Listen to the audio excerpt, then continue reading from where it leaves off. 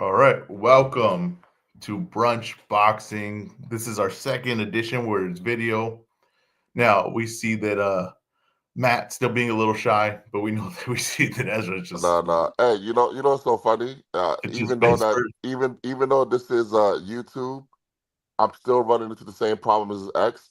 I was talking the whole time. I did not know that you could hear me until you just started talking. Oh yeah, I was curious because I was just here looking at Yeah. the camera like dead stare, and I was No, like, "Oh, we no, gotta do no, no, something." no. Well, let me do my intro. Good morning, good afternoon, good evening, good night, wherever you are in the world. This is Brunch Boxer. I'm your host, Matt, and I am here with the host of Brunch Boxing, the master of the walk and talk, the master of the sit and spit, the John Madden of boxing himself.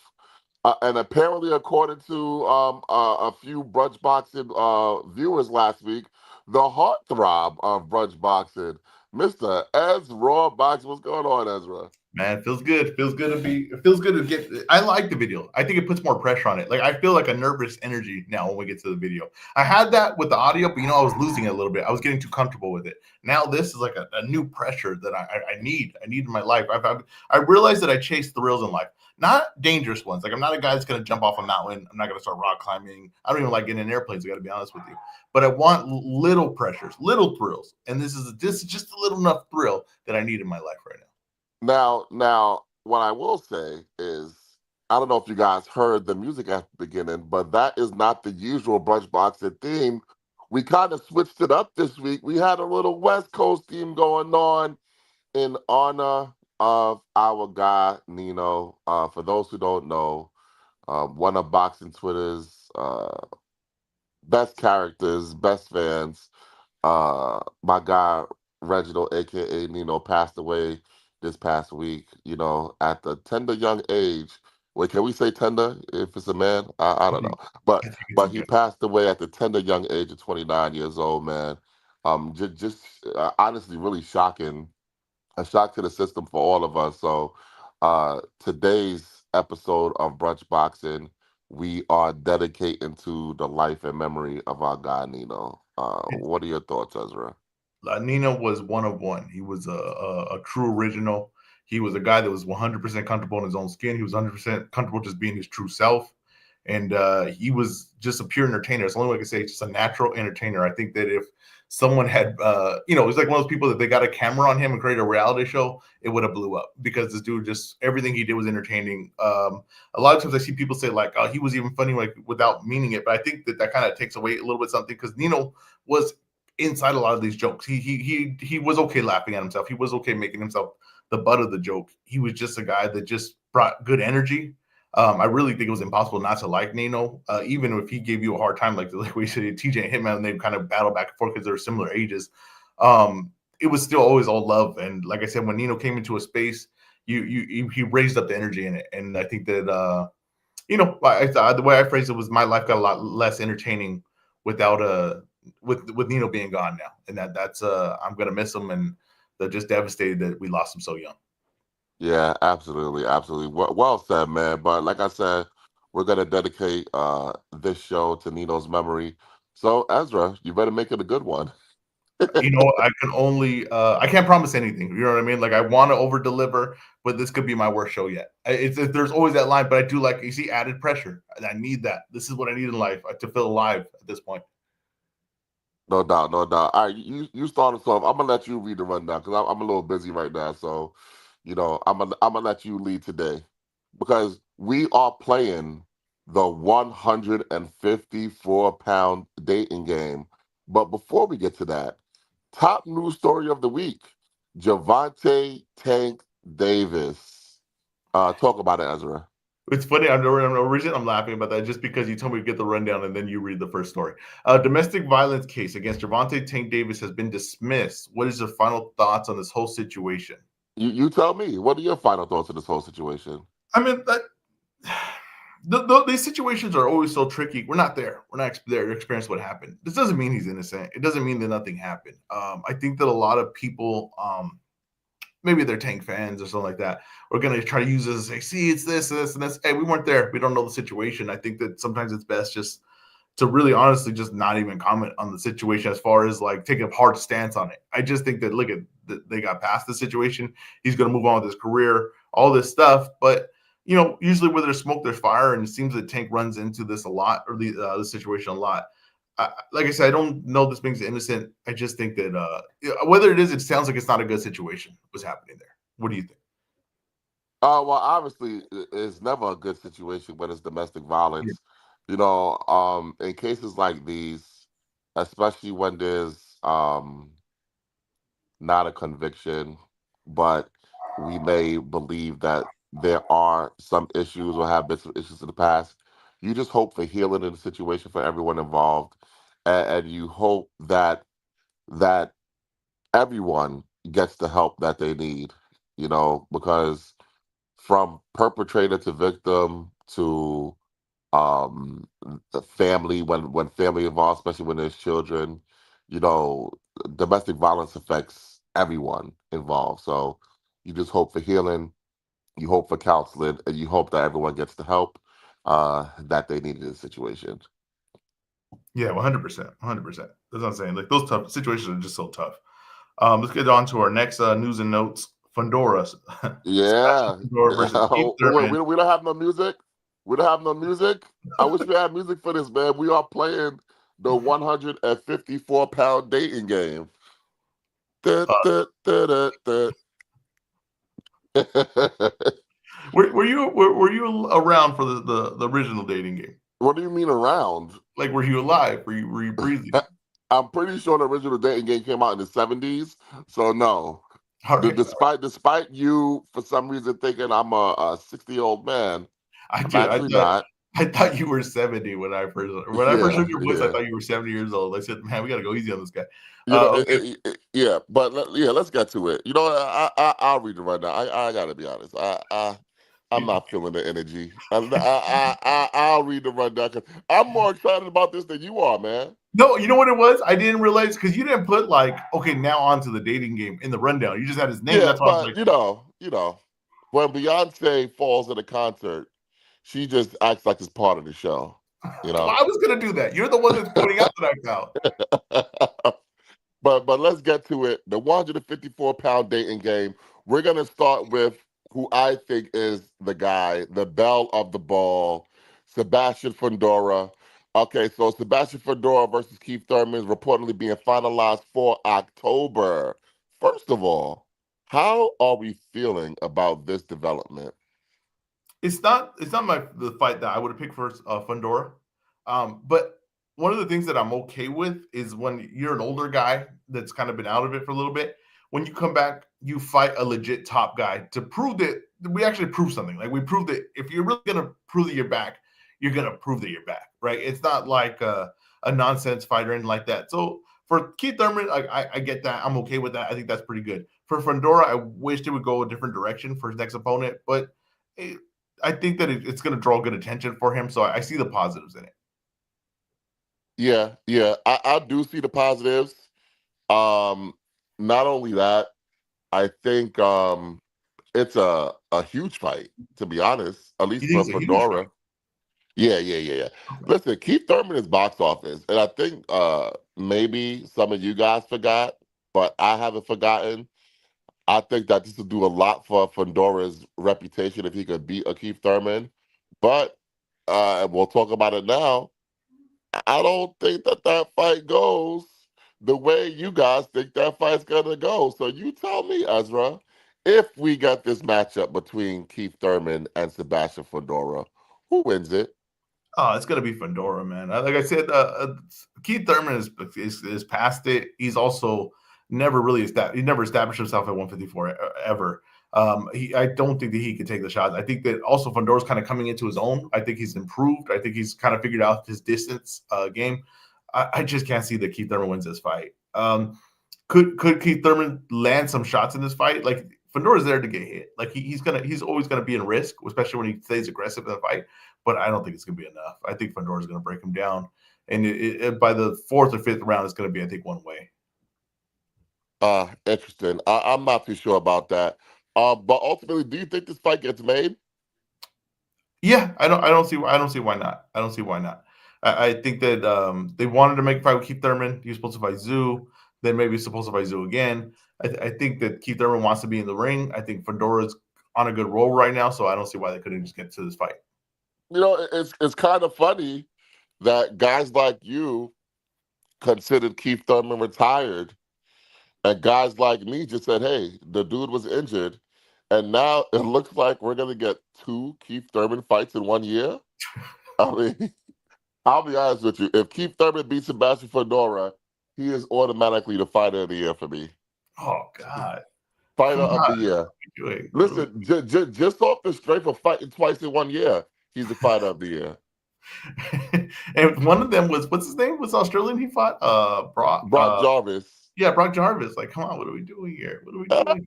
Hey, I gotta tell you, Brock Jarvis, great name. He has not lived up to his name. I will say that. Question: Is Keith Thurman the best opponent that Fedora could have fought? Not like I'm saying for your like if you said best option, would that have been Keith Thurman?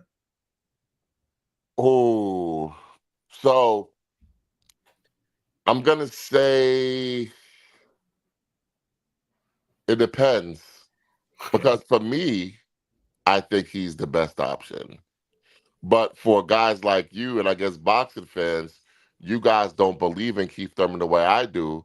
So someone like you would probably say Bakram Murtazaliev or Virgil Ortiz, who Yeah, I are mean, also yeah. two options. But I think Keith Thurman beats all of them. So I'll be honest with you. I'll go Virgil. I'll go Zayas. I'll go Bakram. Are Well, all better well, no, no, no, options. no, no, no. Zay's not an option. He's not coming back till December. I'm just saying though, if you're gonna No, say like, no, no. We gotta be realistic, though. I don't want to make it seem like he's like a real option. He's not a real option. He's not coming back till December. He said that he wasn't coming back till December, so he's not a real option. Let's keep it realistic. well, question: Fedora couldn't wait till December. For Why is what? that? I'm just saying, but I'm just saying. So Fedora is gonna fight October. It's not like he's gonna do like another quick turnaround. Like you know what I mean? Like he could wait till December. Why not? He's not gonna fight again this year. Here's the thing: if he waits until December, that kind of throws off his year next year. I Maybe. think I think Fundora is going to attempt to fight 4 times next year. Okay. There's no way he'll be able to do that if he waits Yeah. till December. Yeah. You're right.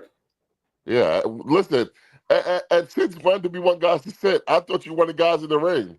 No, I do You're the want guys in guy the ring. of Mr. No, I do want guys in the Activity. ring. Like I said, I would. There's just for to me. Like okay, so I get why his eyes is at the back, but we still got Bakram. I think which is a really good fight matchup style wise, and Virgil. I think is a big fight. I think it's a bigger fight than this one. Based upon what? Virgil doesn't draw like Keith Thurman. Hmm. Keith Thurman draw like that anymore? He drew a crowd in Australia, in a country that's not even his. All right. All right. So we'll see. He had me up at 5 o'clock in the morning watching an Australian feed to see his fight. Oh, there you go. Then So yeah, and I would also say that Keith Thurman's a better fight than these guys. I think Keith Thurman. Oh no. I think Keith Thurman could beat Virgil, and I think Keith Thurman could beat Murtazaliev. No. You All right. you you you you think Keith Thurman's done? I think he's done. I don't think he could take. I don't think he can take the shots anymore. I don't think he can. I don't think he can take the body shots anymore. Like I really think. Okay, but match him up against Fedora. Fedora is not known as a devastating body puncher. No, he's not. But I don't. I don't think he's going to take a lot of attack from Fundora, who is an active fighter, like an active puncher. I don't. I think that he's going to move around, but I think that even that style, like moving around like that, it's like you're moving around, but Fedora just going to be still going to be at the end of Fedora's offense, and I just don't think he wins Yeah, that. but my thing is you just don't believe in Keith Thurman, so I kind of feel like that colors what you're saying. Well, I mean, So, like, if you believe in Keith Thurman, this will automatically be the best matchup because we know that Keith Thurman, first of all, he'll sell a fight better than Virgil. He'll sell a fight better than Bakram. So we know that. So all you're basically saying is that you don't think Keith Thurman can win, which I think you're wrong. yeah, I think Keith Thurman at this point, I don't think he beats any of the top guys. All right. Well, I guess we'll see. I guess we will see.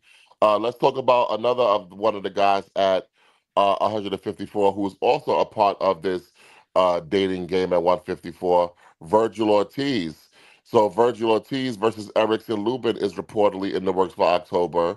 Xander Zayas has been sent the offer for December. What are your thoughts on this whole mess of a situation? Let's go back to yesterday, because yesterday was very, very entertaining when it came to this situation. We saw that Michael Coppinger of Ring Magazine said that Lubin versus Ortiz is being finalized. Virgil Sr. says, no, it's not. PBC says, no, it's not. Then Virgil Ortiz himself comes out and says, hey, Xander Zayas, we sent you an offer. Are you going to answer? What's your thoughts on everything that's going on with that? So from last week, Virgil was rumored to fight Thurman, right? That was the rumor last week. Correct. Now, the rumor this week is Lubin. He's saying, "Oh, well, not Lubin, but I'm willing to fight Zayas." We sent him an offer. Now we saw that it wasn't an official offer, right? So I know I get people's problem with that. It's saying, "Oh, I sent you an offer." It was not an official offer. It was terms. They were going over terms. You agree on these terms, right? It seemed to be like they were working on a term sheet. Yes, and I think that was a mistake the slip of Virgil made, because he made it seem like there was a contract, as far as they already agreed to the terms and there was a contract in front of them. They weren't there yet. I think that Zayas posting that kind of tells you that they're not going to take that fight. So I understand that there wasn't really a thing sent to him, but I don't think Zayas posts that and his team doesn't post that if they're going to take that fight. They're not going to take that fight. But also let's be clear. Santillan, as you would call him, he's not in the WBO top 15, and they just released a new top 15, and he's still not in there. So I think that that's much ado about nothing until I see his name show up in the top 15 of the WBO. Then we cannot say that that's what Xander Zayas is planning on doing. No, but I'm not saying it's all based on that guy fighting that guy, but I just don't think that's the fight they're going to take next. I don't think they're going to take a Virgil fight. I think that Lubin, which is interesting because they thought they were going to get Keith Thurman fight. I think that this is PBC saying like, hey, we understand that fight fell through. We still have a fighter that you could fight that we're willing to send over there, and you guys could do your own show with. Which I think that's the one thing I was kind of disappointed is that the PBC Golden Boy card wasn't going to happen. But if they still were working like that, then I think that's a good sign for matchups in the future. So here's where I'm disappointed. And I said that Golden Boy is on some snake shit. And I really do think that they're on some snake shit, because PBC was under the impression that they are collaborating, and they were doing the Erickson Lubin fight. And that fight, I would say, was in the red zone, getting ready to be punched in. And then it turns out Golden Boy attempting to negotiate with Xander Zayas behind PBC back. So it does not give me any confidence that PBC can trust anything that Golden Boy says when it comes to trying to collaborate with each other. No, because the only thing with that is the week before we thought we were getting Thurman Virgil, right? And then they made Thurman Fedora. So I think it's just no. First of all, Thurman Fedora is not done yet. I get you. But what I'm saying is, though, it seems like they're on the finish line with that fight now. And so to me, it's just business. It's just, hey, we thought we could make this fight, but we're making this other in-house fight. But we're still working with you. Yeah, but they said but I think they sent Fedora. They sent Lubin saying like, hey, we do have Lubin though. If you're willing to take him, we'll let it be the main event on your card, whatever. I think that was like an olive branch. I don't think anyone's gonna take any offense to any of the business going on. I really don't. I think we end up seeing Virgil Lubin. I really feel like that's probably the most realistic. Listen, that's the fight that I want to see. It's a good fight. I feel like if we do end up seeing Virgil versus Lubin, I think that is going to open the door for Virgil fighting another PBC fighter in 2026. But I think that if we see Virgil versus Zayas, you can hang that shit right up. Yeah, like I said, I think that business-wise, it's a really good sign that if Virgil fights Lubin. If you fight Zayas, that's a good fight too, though. You know what I mean? So I'm not going to be mad at that at all. There's really those two options. I'm good with either one. Yeah, yeah. I'm good with either one. What were your thoughts on the saga surrounding it, though? Because Xander Zayas put out the email from Eric Gomez, and Eric Gomez of Golden Boy was not happy. First of all, what were your thoughts on the offer being discussed? Was that a fair offer for Xander Zayas to accept? Yeah, I thought that was fair. It was 50-50 split. I thought that was a really really fair. They gave him two options of where it could be. Oh, Ezra, my guy. Come on. What's your 50-50 problem? split? Your A problem with it? 50-50 split of what? The revenue, the pay The per view revenue. revenue from what? The pay-per-view revenue, right? Yeah, yeah, Right? So let me ask you a yeah. question. Be honest. Put your prognosticator cap on. Do you think that a Xander Zayas Virgil Ortiz pay-per-view would even break even? It might. It might. Man, Honestly. So here's the thing. come on, Here's my here's You're my full of issue with shit. it. Here's You're my full issue of with shit, it. Ezra. Wait. Come Let me on. hear the. Here's my issue. I think Virgil actually, if you get in the right matchups, I think he could actually be a big star. But here's my other issue: is I was told not so long ago that a Zayas Fedora fight was a big fight. It was bigger than Fedora Zoo, right? So to me, then that means Zayas is some kind But of nick in you this know what sport. was funny about that? The same person that told you it was a bigger fight also said, you know what, Ezra, you were right and I was I know. wrong. I know I was So then right. how can you now go Oh, back and say that you're told it's a bigger fight? hold That on. doesn't make any But sense. what I'm I noticing, right said at that the I was beginning, wrong, right? no, you're right. But Okay. Okay. what I'm noticing is there is a buzz for Zeiss, right? Zeiss did do well on his last fight with Top Rank. He did fill out that arena. I know it's a small one, but he filled it out. And I do think there is some buzz for him. I also think that if you get Mexican versus Puerto Rican, that could do some also business as well. And I think Virgil, I told you, is on the cusp of being a star. I don't know why they can't seem to get him over the line. I think maybe because of his own. So I don't know. But I'm just saying, I think that if they're willing to go 50-50 on it, right? And I'm sure, like I said, that's just the first offer of the terms. There's could be back and forth here. The mistake Virgil made here, the biggest mistake Virgil made here, is he said that there was a contract in front of him.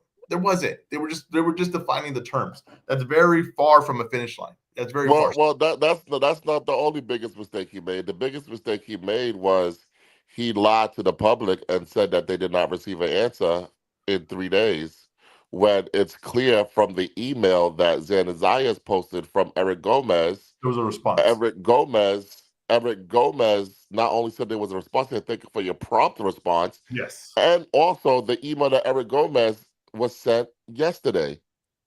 Which Yes. means that the same day Virgil said you didn't answer us in 3 days, well, then talk to your team, because Eric Gomez literally just answered them on Friday morning.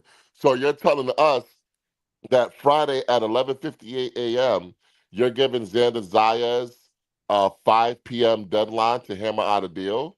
So a 5 hour deadline to hammer out a deal of that magnitude? I don't believe so. I just, to me, and I hate to say this because I like Virgil. I know everyone loves Virgil.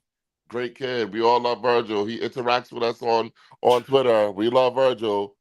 But it looks like it was a PR stunt that Virgil tried to pull yesterday. And Xander Zayas kind of pulled his skirt up. And people are not gonna want to admit that because they like Virgil. So of course they're gonna side with Virgil. But go look at the email. The email said Friday, 11:58 a.m. Virgil says you didn't answer in 3 days. The email says, Carl, thank you for your prompt response, which means that they did respond to you. So you cannot say that these guys didn't respond to you when your own promoter, the president of your promotional company, says that they responded to you. And I see Jay Beasley, JR Bell of the Boxing Source, he said, "Oh, this is a PR stunt, huh? What about last year?" When you say "what about last year," what are you referring to? What are you referring to when you say "what about last year"? I need an answer on that. I think he's talking about when Zeiss was willing to take the Virgil fight, and then Virgil went a different No, no, direction. no, no, no, no. Let him answer for himself. I'm kind of curious All right. what he means by that, because I have a feeling. And I'm gonna send him an so invite to the show to see if he can join. so Dan the Boxing Man, You're saying that it could have been Friday of last week. It could not have been Friday of last week because you would have seen where it says last week. No, listen, don't say I know what you're talking about. Tell me what you're talking about. I don't want to assume. Jesus Christ, tell me what you're talking about. I need to know what you're talking about. Because I believe that you might be referring to the situation with Virgil and Boots last year. But if you're referring to the situation with Virgil and Boots, you can't be talking to us here at Brunch Boxing because we at Brunch Boxing, we reported that story correctly from the beginning. So you must be talking to somebody else. That's why I'm confused about what you're talking about. Because you can't be talking about the boot situation. Because we actually reported that correctly. I just wanna put that out there. But it is what it is. I just think that it was clear that it was a PR stunt. It said Friday, 11:58 a.m. It also said thank you for the prompt response. So don't say that the kid didn't respond. You want a fight to be done in 5 hours. A fight's not going to be done in 5 hours. I'm sorry. And if Xander Zayas wants the fight to be in Puerto Rico, then hey, Virgil Ortiz, you want the fight? Take your ass to Puerto Rico. Now, what I will ask, and this is not me disparaging the whole island of Puerto Rico, but is there enough money? Is there enough revenue in Puerto Rico for that fight to take place in Puerto Rico? What are your thoughts, Ezra? I don't know anything about the business of that, but I would probably say I'd rather have it in Vegas. I gotta be honest with you. If I had a choice, Puerto Rico and Vegas, I'm picking Vegas. I gotta be honest with you. All right. So sorry, just wanted to interrupt here. We do have someone joining us, the host of the longest running podcast in boxing, honorary brunch boxing host, Bellini Award winner, Mr. J.R. Bell, JBZ. Yo, mic check, 1, 2, 3. Yeah. What's this bullshit you talk about, JBZ? Because you can't be No. talking about the booth situation. There's no way you talk about the booth situation, not with us. Because this is not a Dan Rayfield show. This is brunch boxing. Like, calm down, bro, calm down. Like, come on, man. Because the thing about it is that people have been giving Virgil Ortiz Jr. a pass like multiple times, and this is the exact same situation that happened last year with Jerome Boots Ennis. Okay, so the thing is like I don't understand how people haven't seen the play. This it goes on all the time in boxing, all the time. All you got to do is say, "Oh, we had the intention of fighting this guy, but he didn't really want to go and accept the terms, so we're gonna fight somebody else." Always a PR move. Always. Yeah, but here's the thing. We here at Brunch Boxing reported that first of all, Jerome Boots Ennis was not coming back in November. He had already said he wasn't coming back in November. He said he wasn't coming back to the spring. And we also reported that they were in negotiations with Amanda Stanionis the whole time. So we reported it correctly the whole time. So why are you making it seem like we are not acknowledging that last year was also a PR stunt? No, I'm saying that everybody else is kind of like seeing this and seeing what's going on here and given what happened at that point and then not seeing the play that Virgil Ortiz is doing with Xander Zayas. But it makes it for an interesting thing because when that whole thing was going on the last time, guess who was also trying to participate with it? Xander Zayas. Who was like, oh, I thought I could have got in and had a fight too. And he tried to, have a whole tag team on that. What I will say is that Xander Zayas, they asked him if he wanted to fight. He said yes. And then they came back and said, well, we're going to go with Madrimov instead. Yeah. Now, some people say that it was Virgil who made that decision. Some people say it was Takeshi Sheik who made that decision. I don't know who made that decision. What I do know is that Xander Zayas said yes. Yeah, he wanted that fight initially. Yeah. Yes, but now, if they're going to work out a fight, if Xander Zayas wants the fight to be in Puerto Rico, I don't see an issue with that. I really don't. He's the champion, okay? Mm-hmm. Mm-hmm. And despite what people think about Virgil's drawing power and the money Zayas can make, Zayas still could do business with PBC. So he's not going to be hurting for money, okay? Yeah. Zayas still looks at himself as a future moneymaker. And lest we forget, just last year, we thought that Brian Norman was out kicking his coverage, that he was not going to be some moneymaker, that he was making a mistake by not taking whatever Boots was offering. And now he himself is in a big money fight right now in November. So Virgil Ortiz is getting a little bit cocky. His father, oh, this is the most money he could make. He ain't going to make no money nowhere else. You get a little bit cocky right now, but it's never going to be fun when the rabbit has the gun. The boxing changes really, really quickly. Okay, so who's to say that Zayas Zayas won't be commanding a bigger payday in the very near future, the same way Brian Norman has done in his situation with Jerome Boots Ennis? So, well, he could like end up having a fight in Puerto Rico, just have one defense, and then get a big money fight, and you could have Virgil Ortiz left out in the cold. So we gotta, you gotta be careful with that. Yeah, and who's to say, because that order by the WBC might be coming.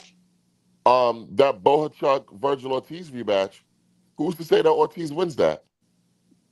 Be very careful in boxing because it turns very, very quickly on you. I'll just leave it at that. I wouldn't be surprised if the WBC works out something that's in the best interest of boxing and has Sebastian Fundora, have that defense, and then have Virgil Ortiz with the interim title against Boychuk. Now, in your guys' opinion, do you think that Virgil's career has been managed the best way it possibly could have to this point? The way they brought him along. When you say the best way it possibly could have, I would say, yeah, it has been. Oh, really? Because he has been put in a lot of great positions. Yeah. He's been put in a lot of great positions. Okay. He just couldn't make weight safely. Right. Remember, Virgil Ortiz should have been a champion by now. Yeah, because think about it. The fights that could have happened, you're saying? Yeah, the fights that could have happened, because at one point, remember, he had the fight with, was it like the former champion at 140? I forgot the dude's name. He lost like 4 times, but he became like number 1 in the WBO at welterweight at one point. So there was like a slight chance that he could have fought Crawford, but it ended up being Porter back in like 2021 or something like that. And then we had that fight that was scheduled for Sanionis, but as you said, it had those weight issues. So he's been put in good positions here under Golden Boy so far. Yeah, that makes sense. So, yeah. So what were you gonna say? It hasn't been. No, because you look like you wanted to say it hasn't been, but then you forgot of the fight that he pulled out of. I was just gonna ask because I wanted to see if you guys were gonna say like, oh, they could do this, and this, but matchup-wise, you're right because they had the Stanionis fight. I'm just thinking at this, I don't know if they've been the best creative matchmaking that they could have done at this weight class. I think that they could be a little more aggressive and look for some bigger names. I don't know. I just feel like that he does have star power, but I don't feel like it's getting off the ground. I don't know if that's because he fights on DAZN. I don't know that because we've had a fight in Saudi. I just doesn't feel like it feels like there's something has to jumpstart this. But once it gets going, it gets going. So he got 4 fights, right? Frederick Lawson, and then who's the lightweight that came up? I forgot the dude's name, but he had like 2 fights. Then he had the fight with Boychuk and then the fight with Madrimov. So that's 4 fights in 154 so far. Yeah, like the Madrimov one to me, okay opponent, not very inspiring as far as building. I think your brand or building your name. I don't think that. So it's kind of strange because I think that Virgil's right there. I think he's ready for anyone. I think he's a tough fight for anyone. And put him in with Madrimov and Boychuk those are not easy fights, right? Like those are tough fights, but they're not the biggest names. So it's like, it seems like, okay, like those are kind of risk, but you're not getting the most name value out of it. And then when a guy's like name value, to me, I think he beats Zayas. Like to me personally, I think he beats Zayas. But it's like, was there tentativeness to get in there with him, right? But you're willing to get with Boychuk and Madrimov, but not Zayas? Why Yeah, are we? and the whole thing that he Lawson said, oh, Delorme, boy, checking man's mouth. you The know, Delorme I couldn't think about. what ticked me off about the thing with Virgil last year is he said, "Oh well, Zayas, you're not a name like that." Wait, so he gave him the Backroom Zalia treatment? Yeah. I don't like that. So So, but now you in a rush to fight him now? and why isn't Bakram an option for him? For who? For Virgil. Well, Bakram wouldn't be an option for him because if Virgil attempts to fight Bakram, why would Erickson Lubin give up his IBF shot? Okay, because he's the mandatory. Yeah, you're right. Yeah. So for me, Erickson Lubin's in a great situation where either I get a title shot or I get a big money fight against big Virgil. money fight. Yep. Yeah. So exactly. So I think PBC and Erickson Lubin are playing this exactly right. Who's next if Lubin doesn't take the Bakram fight? Who's next on that? Josh Kelly is next in the rankings. Yep. Will he take that, you think? Yeah, why not? Why not? The question is not whether or not they would take the fight. The question is whether or not someone's willing to pay for the fight. Pay for the fight. Exactly. That's exactly the same situation with the. If you're Cali, right, like what fight's really coming for you, right? Like, what are you gonna do? Like, they said they offer 400K for Boots if that's a real offer. Still not a massive payday, right? In a fight that you're probably favored to lose by a pretty wide margin. I think Bakram is I think you have to take that opportunity. What if it's like a situation what is it with you that you automatically want people to be losing a fight? You automatically say, "Oh, well, he's probably gonna lose." No, like, I'm just these saying guys don't think that way, Ezra. We can say that. That's fine, but these guys a lot of these guys kind of know what it is. But like I'm saying, it's all right. It's not that. It's just that like, what are the odds of you losing, right? Like, that's a very, very tough fight. I can just put it that way. Then it's a very, very tough fight. And if you're only gonna get paid 400K, it's like, okay, if I lose that fight, do I ever get back to a higher payday? Like, is this my one opportunity to get a higher payday, right? Like, I gotta capitalize on the opportunity that's gonna get me to that next level for a massive payday. And 400K for Boots is not. It doesn't feel like that's it. I don't think 400K for Boots is a fair offer, to be honest with you. Yeah, I mean, well, because they will offer other people 500K. Yeah, like I said, they're lowballing him, but that's because. But really, what value does Kelly bring to? I mean, Boots could just fight anyone at that point. Really, if you're gonna fight Kelly, you can really just fight anyone. Well, he is just fighting anyone. That's what I'm saying. So like, that's what I'm saying. So it's like, it's a negotiation wise. Why offer Kelly more? What would be the incentive to offer Kelly more? You offered other guys more. I don't get it. That doesn't. So that should be the minimum. That is not the way it works. Okay. You tell me how it works. Oh, master promoter.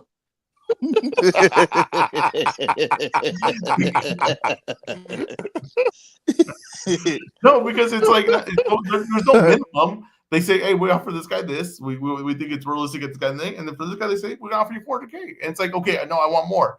Why though? Like, what do you bring to the table that makes me need to offer you more? What fight on there is there? They're like, "Oh, I'm getting this much for this fight." What fight? What fight for Kelly is that? Like, it really is. He doesn't have any negotiation to stand on. He doesn't have no leverage to stand on. Well, here's my thing, right? And maybe this is just me being hard on Boots, and we'll get to Boots. I just think if more money was offered, he would have got a better fight. Maybe, yeah. But I don't think they wanted a better fight. I think they wanted a tune-up. No, I wouldn't say that because they offered Bohachuk to fight, and I don't think anyone considers Bohachuk a tune-up. I don't know. So it is what it is. Okay, go ahead. Keep going. Yeah.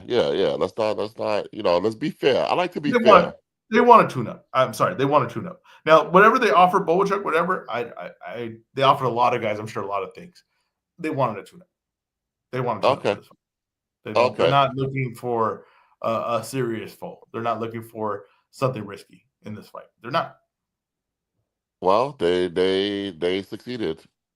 They succeeded. Oh, so you're going by Boxer Gray?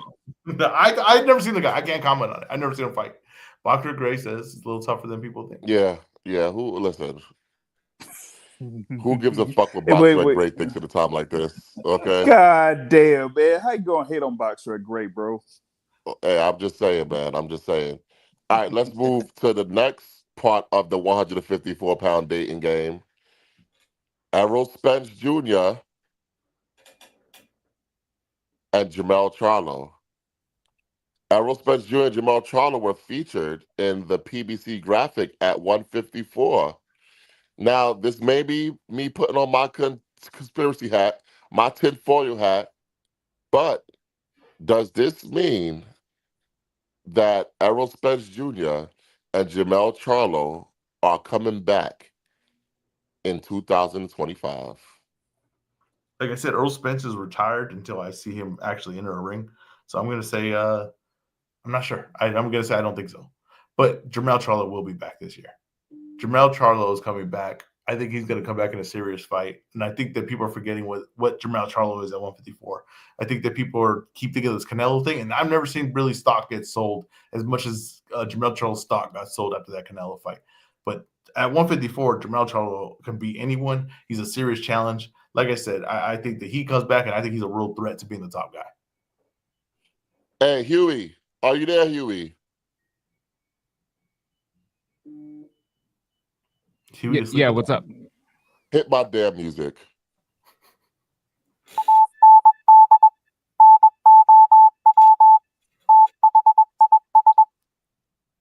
You know what? No, hold on. We're doing an impromptu rumor report, goddammit. All right, hold on. We got to do it. We got to hit the music again.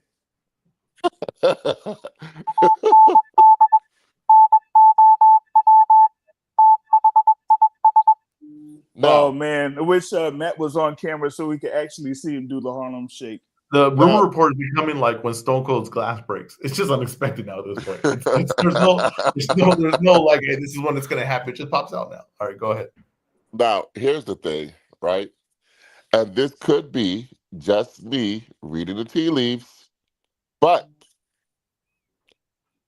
Errol Spence Jr. was featured in that graphic, right? Now, you could say you're reading too much into it. Yeah, right? But I saw an article on Boxing Scene the other day that really got my blood rushing to places where I can't tell you guys. God. I knew. And God. that Boxing Scene article said Ramon Cardenas could be next for Gary Antonio Russell in November. And I was like, okay, let me just read. This sounds interesting. Why would Ramon Cardenas be fighting in November against Gary Antonio Russell when he's supposed to go to Japan in December? So I clicked on the article and I read the article. And you know what the article said, Ezra? What's that? It said that PBC is having an event in November in Texas. And Ramon Cardenas versus Gary Antonio Russell is going to be one of the fights on the undercard. So that fight is being negotiated for Texas in November. Errol Spence Jr. is featured in a graphic on the PBC timeline. Jamel Charlo is being featured on a PBC graphic on the timeline. Where is Errol Spence Jr. and Jamel Charlo from? Texas. Ding, ding, ding, ding, ding. You have finally won your first trivia, Ezra. You have finally won your first trivia, Ezra. Congratulations. You're like Brian from Windhorst. Texas. What could that mean? So I am going to be the Babe Ruth of boxing. Okay, and I am calling my shot. I am saying 100% Errol Spence Jr. will return to the boxing ring in November to headline a PBC pay-per-view on Prime Video in Texas. Can I have a follow-up question? Yes. with all the fights we just went through, right? All the rumored fights, everyone kind of seems like a locked in position. It seems like, who would you say Earl Spence would come back and fight against? What would you just educate and guess? I would say.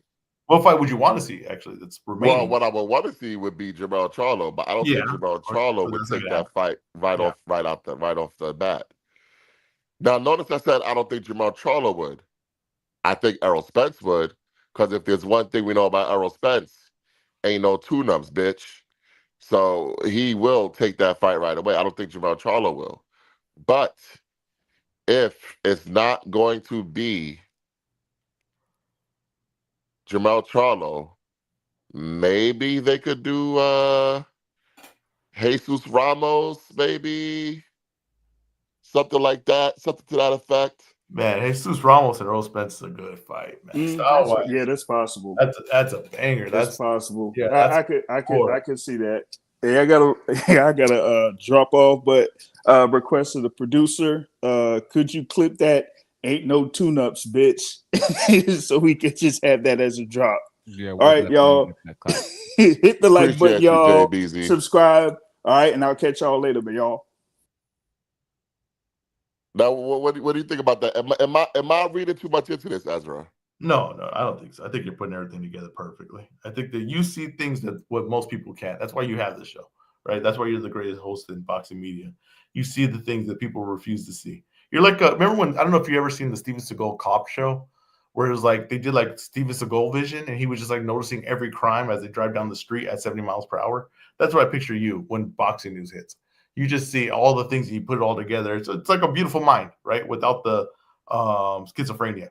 But we'll see how that plays out.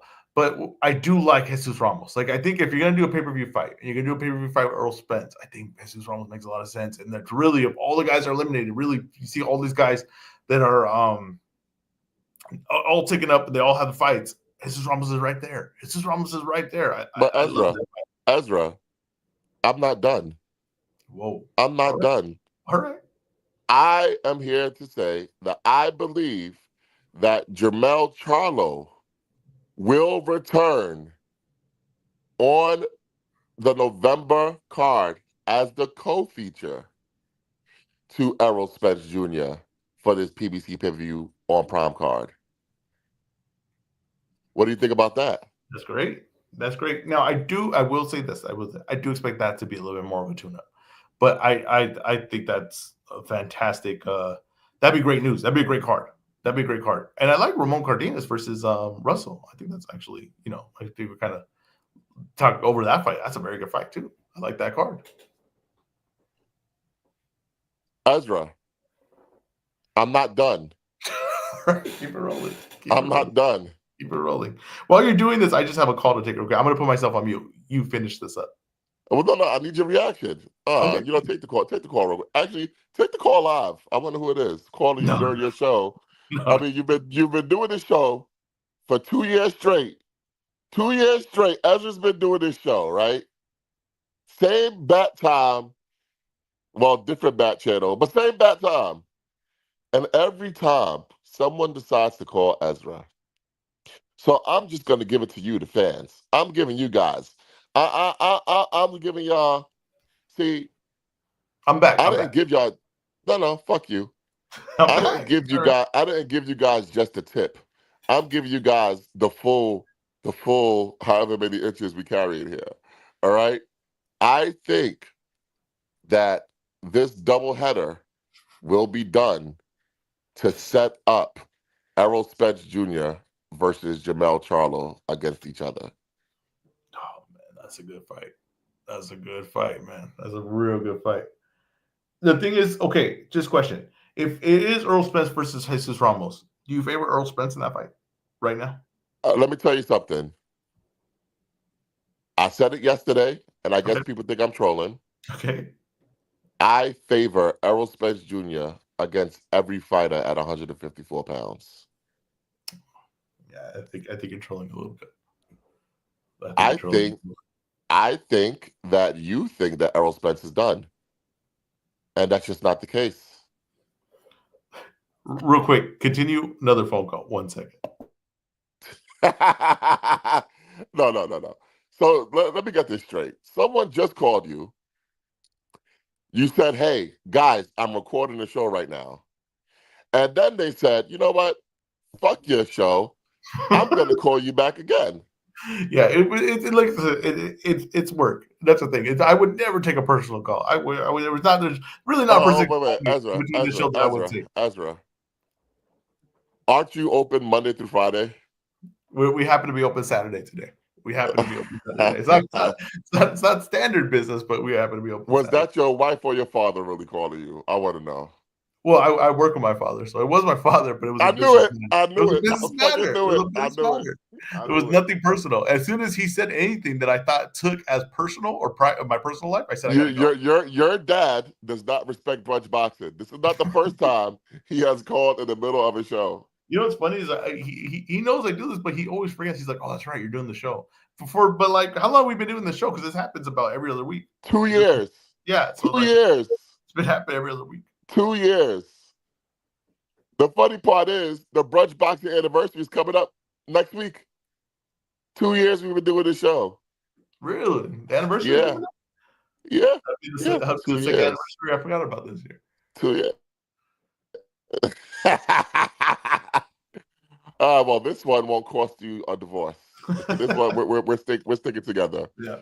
But what do you think about my prognostication for this little article I read on Boxing Scene and this little graphic I saw on the PBC timeline? I think if you look at, like I was saying, just look at the opponents, right? It makes a lot of sense for Charlo and Spence to kind of line up their futures, right? That's a big fight.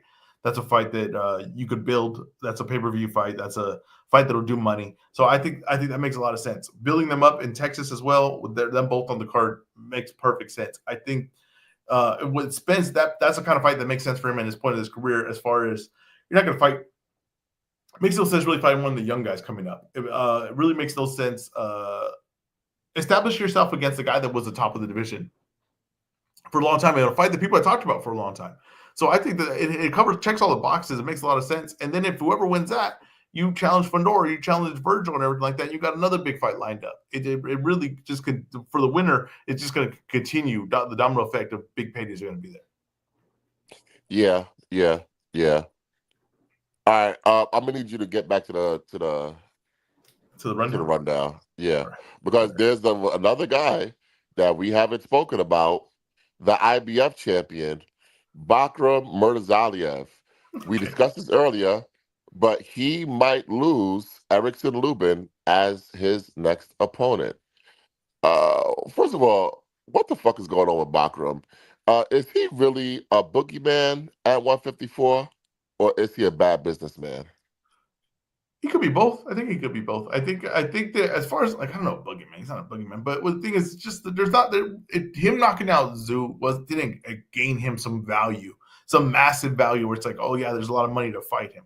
I don't think. I think that he offers some challenges. I don't think anyone sees him as an easy out. I really don't. Maybe fans do. Maybe people say he's overrated because he knocked out Zoo, and look at Zoo kind of went south from there.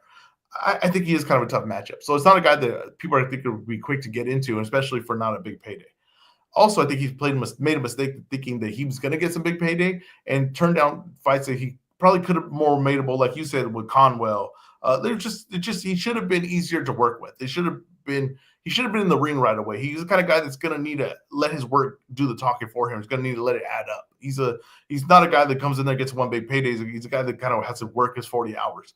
And I just think that was a mistake made. So now he's in a position where, look at, a mandatory not even taking the fight. He's taking a bigger fight. So he's always going to lose his opponents because there's bigger names in the division. He's never going to have first choice, right? So he's got to make himself more workable. If he gets a Kelly fight, he's got to take what he can get at this point. He's got to get some work, though. He's got to start building his name again and remind people, because I think people forget that he's even in the conversation. When you talk to these guys, you forget, hey, this guy's a champ, because he's been gone out of the ring and there's been no buzz for him. There's been nothing kind of pushing him to say, hey, you keep him relevant. Yeah, listen, I have been very consistent in my belief that there are no boogeymen in boxing.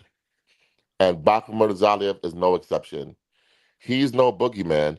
He's just a bad businessman. This is a guy who hasn't fought since October 2024. And I said, and I don't know if you remember this, I said to him directly, hey, you should fight Charles Conwell. Charles Conwell's looking for a fight. You're looking for a fight. You have these names who you claim don't want to fight you. Why don't you fight Charles Conwell? Oh, I got bigger plans than Charles Conwell. Yeah. He tried to big time Charles Conwell. And what did I say to Bakhram Murtazaliev? I said, dog, you are going to be sitting until you're mandatory. Yeah, And he, you're right. oh no, I'm gonna get a fight. And he has been sitting until his mandatory. And he might not even get that. And I got some news for you, Bakhram. A fight with Josh Kelly is worth even less than Erickson Lubin. Because at least with the Erickson Lubin fight, PBC would be willing to pay for it to stack one of their cards. I don't think PBC would be willing to pay for Bakhram Murtazaliev versus Josh Kelly fight. Who's Kelly with right now? Matchroom? No, he's with Wasserman. No, not Wasserman. Yeah, he's with Wasserman. Are you sure? You just asked me. I didn't ask you. What the fuck? You know what it was? Fuck? Did I tell you why? Because you gave an answer that she got shaky about it. So then I felt like I could challenge you on that point of a question that I just asked you. That's what it was. It was just because you got a little shaky on that answer. No. Yeah. I'm like 100% sure he's with Wasserman. He just fought on Channel 5. Okay. So that's Wasserman in the UK. The reason why I had hesitated was because there are times where I confuse Wasserman with Mick Hennessy Sports, but it is Wasserman. He's with Wasserman. Okay, yeah, I don't think there's a big payday in that, but he just needs to get to work at this point. Like I said, some guys didn't realize like there are guys that have to put in the work. That's what it is. There's not a payday. Bakhram should be having his third or fourth fight. Yeah. Up. This is stupid. This is dumb now at this point. Like who are you? Who are you, Bakhram Murtazaliev, to fight once a year? Yeah. Don't make any sense. Makes no sense. Do you think that I think he's a bad businessman. Do you think he's a threat at the division to be the top guy? No. So you think that Zoo fight was just a good matchup for him? I think that Zoo came back too soon. Okay. But I mean, he did destroy Zoo. It wasn't like Zoo was coming off a knockout loss. He destroyed Zoo, but we saw the first punch that he threw that he missed. Zoo was checking for his forehead. The punch didn't even hit him, and he was checking for his forehead. I know, I get that, but I'm just saying, like, no cut is getting you knocked out cold from punches. You know what I mean? Listen, I think that the mental aspect of boxing is just as important as the physical aspect. Gotcha. Especially when you have a guy like Tim Tszyu, who's a hard hat lunch pail guy. He's not exactly brimming with like athletic talent, you know? Yeah. So when you're that kind of guy, mental stuff could affect you. Let's talk about another guy at 154, Jaron Boots Ennis. So Jaron Boots Ennis has signed on to fight Usman Lima in a WBA final eliminator at 154. Give me your thoughts on that fight. It's a tune-up.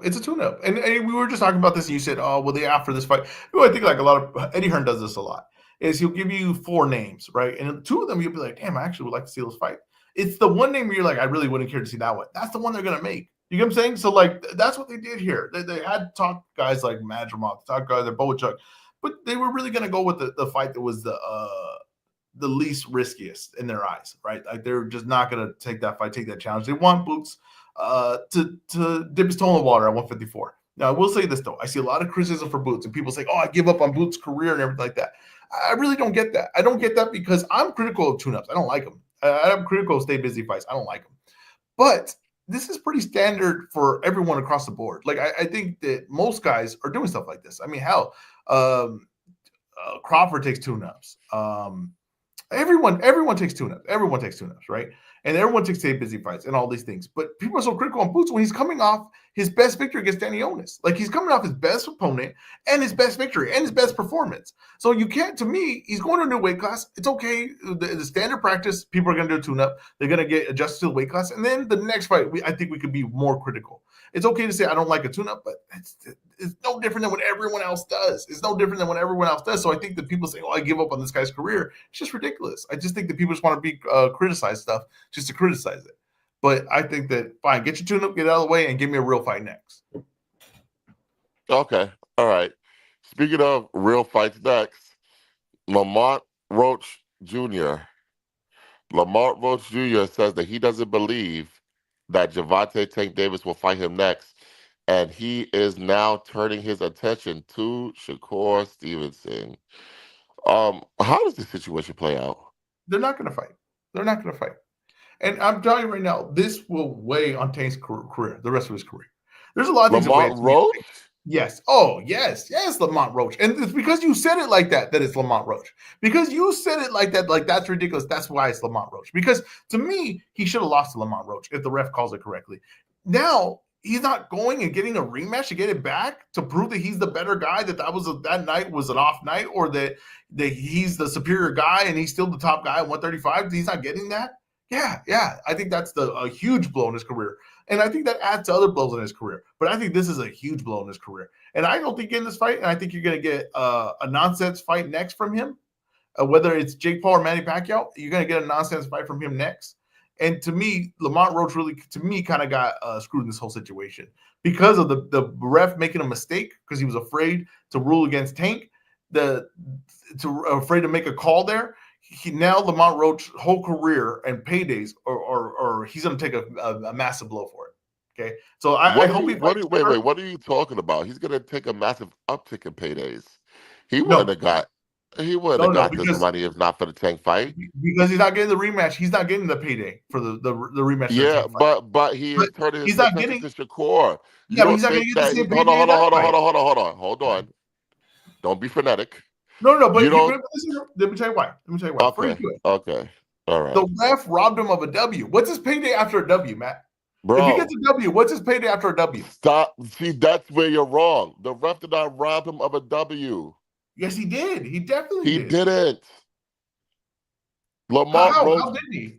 Lamont Roach did not win that fight, and he would not have called that fight if they would have called a knockdown. Bro.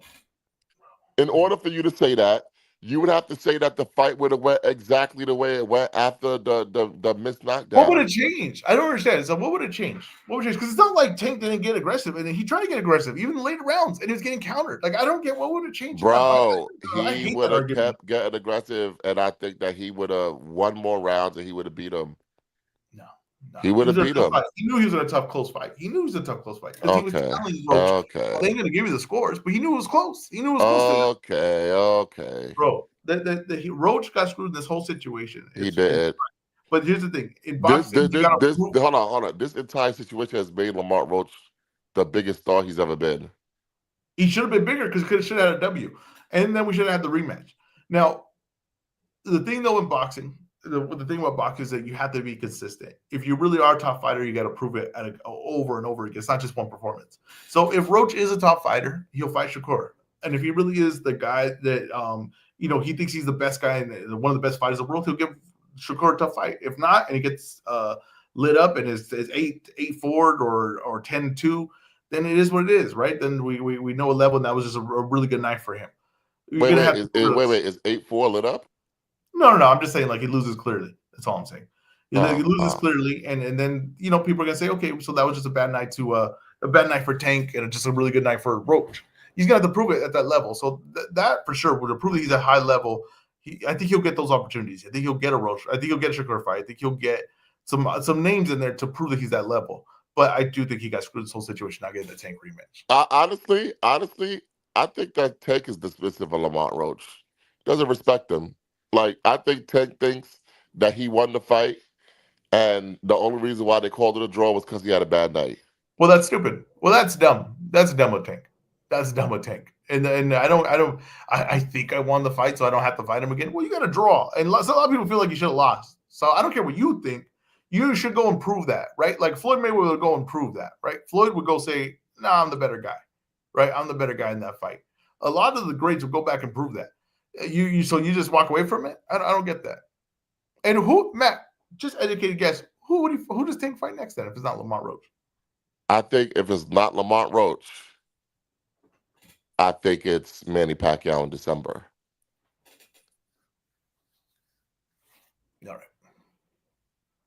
All right. Like I said, that's Tank is like Canelo's career, like in fast forward. It's the strangest thing. But how? Tank already fought his rival, dude. Who, Ryan? Yes. He's got multiple rivals. Who is the rival thing? I'm just curious. Who is the rival? Like, what is this rival thing? You only got one? Hold on. This rival thing is the way that I view boxing. The way I view boxing is you have to fight your rivals. Now, you said it best. Hold on. Let me, bro, let me finish. Getting frenetic. I believe that Shakur Stevenson is now a rival of Tank. So Tank has to fight him. That doesn't mean he has to fight him in December. You can fight Pacquiao in December, make some more money. But eventually, he's going to have to fight his rivals, is what I'm saying. Roach became his rival when he got a draw and should have got a W against him. He became his rival. Maidana was not Floyd's rival until the fight got close and people said that's controversial. Then they became rivals. They had to do it again. Okay? That's when they became rivals. Castillo, not Floyd's rival, they match up. Then they say, people say, oh, Castillo probably could have won that fight. And then he'd go and do it again. So the fact to say you can't become a rival no more than saying, hey, I should have beat you when we were in the ring. Now we're rivals. Now we got to prove that. That's the rivalry. That's the start of the rivalry. Okay? So I'm sorry, but Tank is avoiding this fight. And I'll be honest with you. I don't care. Oh, he doesn't respect him. Lose all that. I think he thinks it's tough. I think he thinks it's tougher. And I think that he thinks that fight's a lot tougher. It doesn't really gain anything from it. Even if he wins, people are going to be like, well, he should have won the first time. And I think that's why he's getting out of this fight. Let me ask you a question. Tank beats Pacquiao. Tank beats Rolly in a rematch. Tank beats Shakur Stevenson. Tank beats Teofimo Lopez. Tank beats Jake Paul. We're Tank still talking about retires. Listen. Tank retires. Is Lamont Roach still an albatross on Tank's record? Oh, yeah. So no matter what Tank does, you got to go back and see Lamont Roach. No, look at you go back and you beat Lamont Roach clearly. Then we'll say, okay, he broke wrong, just like everyone else we do, right? Lennox Lewis or Rockman, right? Lennox Lewis got knocked out by Rockman. Yeah, I know. And he went back and got it. And no one's arguing right now today who was a better fighter. No one is arguing that right now today. No one's arguing who the better fighter is. Andrew Ruiz, Joshua. Okay, no one is arguing that right now. Now, I'm arguing that because I thought that should have been a trilogy. Actually, even when fighters took their L's, right, and they went back and tried to get it, it's all right. They went and tried to prove it. They had the courage to try to prove it. Shane Mosley had the courage to try to prove it against Verde. He had the courage to try to prove it against Winky. Those guys like that. This right here to me it's shameful. Like honestly, it's everything people say about Tank's career. He's proving them right. Everything that people say about his career, they're proving them right. But what I'm asking you is, yes, if Tank goes on to conquer the world, but never gives Lamont Roach a rematch, are you still saying, hey, this is shameful? This is shameful, of course. Of course. The best thing that could happen for him, right, if he goes on to do that, because I have my doubts he'll ever fight Shakur. I really do. I really have my doubts he'll ever fight Shakur. I think, personally, and I'm just going to say this right now, I think Tank wants out of boxing. And I think that he sees fights right now that are nonsense fights, but are going to make big money, that is his exit out of boxing. I would not bet Tank to fight. Really? Let's say this. If he doesn't fight Roach next, right, we will never see Tank fight a legit boxer, a legit contender, a legit challenger ever again in that ring. I'm telling you right now, if he does not fight Roach next, you are going to see 2 nonsense fights from him next, and then he will retire.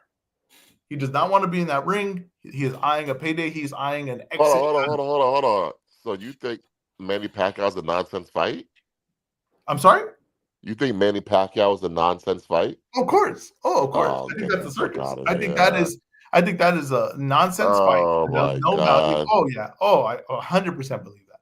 100%. You're talking about the guy. We're talking about the guy who got a draw against a guy that Tank just knocked out. Yeah. I think that's a nonsense fight. I think everybody thinks that's a nonsense fight. I think people watch it. I think people are curious. But I think it's a nonsense fight. And I think if he fights Jake Paul, we all know what that is. Okay. Yeah, So yeah, I think that he is at the point with the strangest career, that one of the strangest careers for one of the faces of boxing, a guy that you could argue was one of the faces of boxing, one of the strangest careers you can have, where he's basically skipped like the part where he fights all the contenders and is going straight to the exhibitions that Floyd was at, and where basically Canelo kind of is in his career right now. What if he fights Shakur Stevenson next? He's not going to fight him. Sorry, it's not going to happen. No, but is that a nonsense fight? No, of course not. Of course not. Of course not. Okay, all right. The best thing, if he's not going to fight Roach, I want to tell you the best way this ends up is that someone beats Roach that he fights after that. You still got to see it. So for me, and this is why I don't believe that the Roach fight has to be next. I think that fight could always be there, and I think that Tank has to see Lamont Roach before he retires, no matter what. Well, if Roach loses, then it takes away a lot. I don't care. I don't care. No, I don't care. You care. I care. I didn't lose to you. It doesn't matter. It don't matter. It takes the buzz off of it. It takes a little bit of takes a little juice off the fastball. So he has to fight Roach right now. Oh, yeah. You bet your ass. But you're saying that it takes the juice off of it. You're talking about commercial viability. Oh, no, I'm thinking it takes the juice off of it is we catching Roach right now. Well, Roach is hot right now. We want to know what that is right now. That's what it is. That's what it is. That's commercial viability. Bro, no, it's not commercial. It's like you're catching Roach at his best right now. He has the confidence right now. He has something on him right now. He thinks he's better than him right now. You go and get him, he loses, then who knows what we're getting back? That's what I'm telling you. Right now, you said it's all a mental game. I agree with you. It's mostly mental. Right now, Roach has that confidence on him. He's going to step in and not be afraid to Tank. He's going to step in that ring and not be afraid of the power, not be afraid of the star power, not afraid of the crowd. He's got all that experience. He's going in there now with the confidence I could beat this man. And if you don't give that guy a shot and everything like that, this is everything I need to know about your career. This is everything I need to know about you, and everything that people were criticized about you were right. Wow. All right. Speaking of the guy that's trying to get somebody in the ring, Joseph Parker has been trying to get Alexander Usyk in the ring for the better part of a year now. And now Alexander Usyk has filed an extension due to what he calls an injury to delay the Joseph Parker fight further. Should the WBO grant the extension? I mean, if you can prove he has an injury, then they have to. There's no choice. But I will say this. A fight that I don't think people talk about enough. Dubois, Joseph Parker. Set up. People are excited for the fight. Day before the fight, they pulled Dubois. Under 24-hour notice, they find a replacement. Dubois goes on and fights Usyk. Right? And people just forget that he just pulled out of a fight. 24-hour notice. Right? There's really no reason for why there was. They said he's sick, a little under the weather or something like that.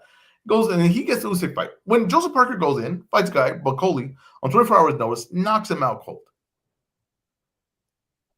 And to me, I'm like, well, this is obvious. Joseph Parker should get the Usyk fight next. But no, they give it to Dubois. Okay, they give it to Dubois. Now I'm seeing this. They're trying to delay this Joseph Parker fight. And I'm going to say, I think Usyk's the best fighter in the world right now. I have him on top of my boxing pyramid. But I do think that there's something where they're like not too eager to have this fight. Whoa! I don't think they're too eager to have this fight. I think that they're a little afraid of Joseph Parker. I think there's something that Joseph Parker brings to the ring that they're not too excited to get in the ring with. And we're talking about guys that are making business decisions, whatever. I think it's a business decision. They're trying to avoid this. They're trying to get paydays. I think they'd be happy to get in there with Fury again. I think they'd be happy to get in there with Joshua again because they know they could beat those guys. But something about what Parker brings to the ring, they're not too eager to get in.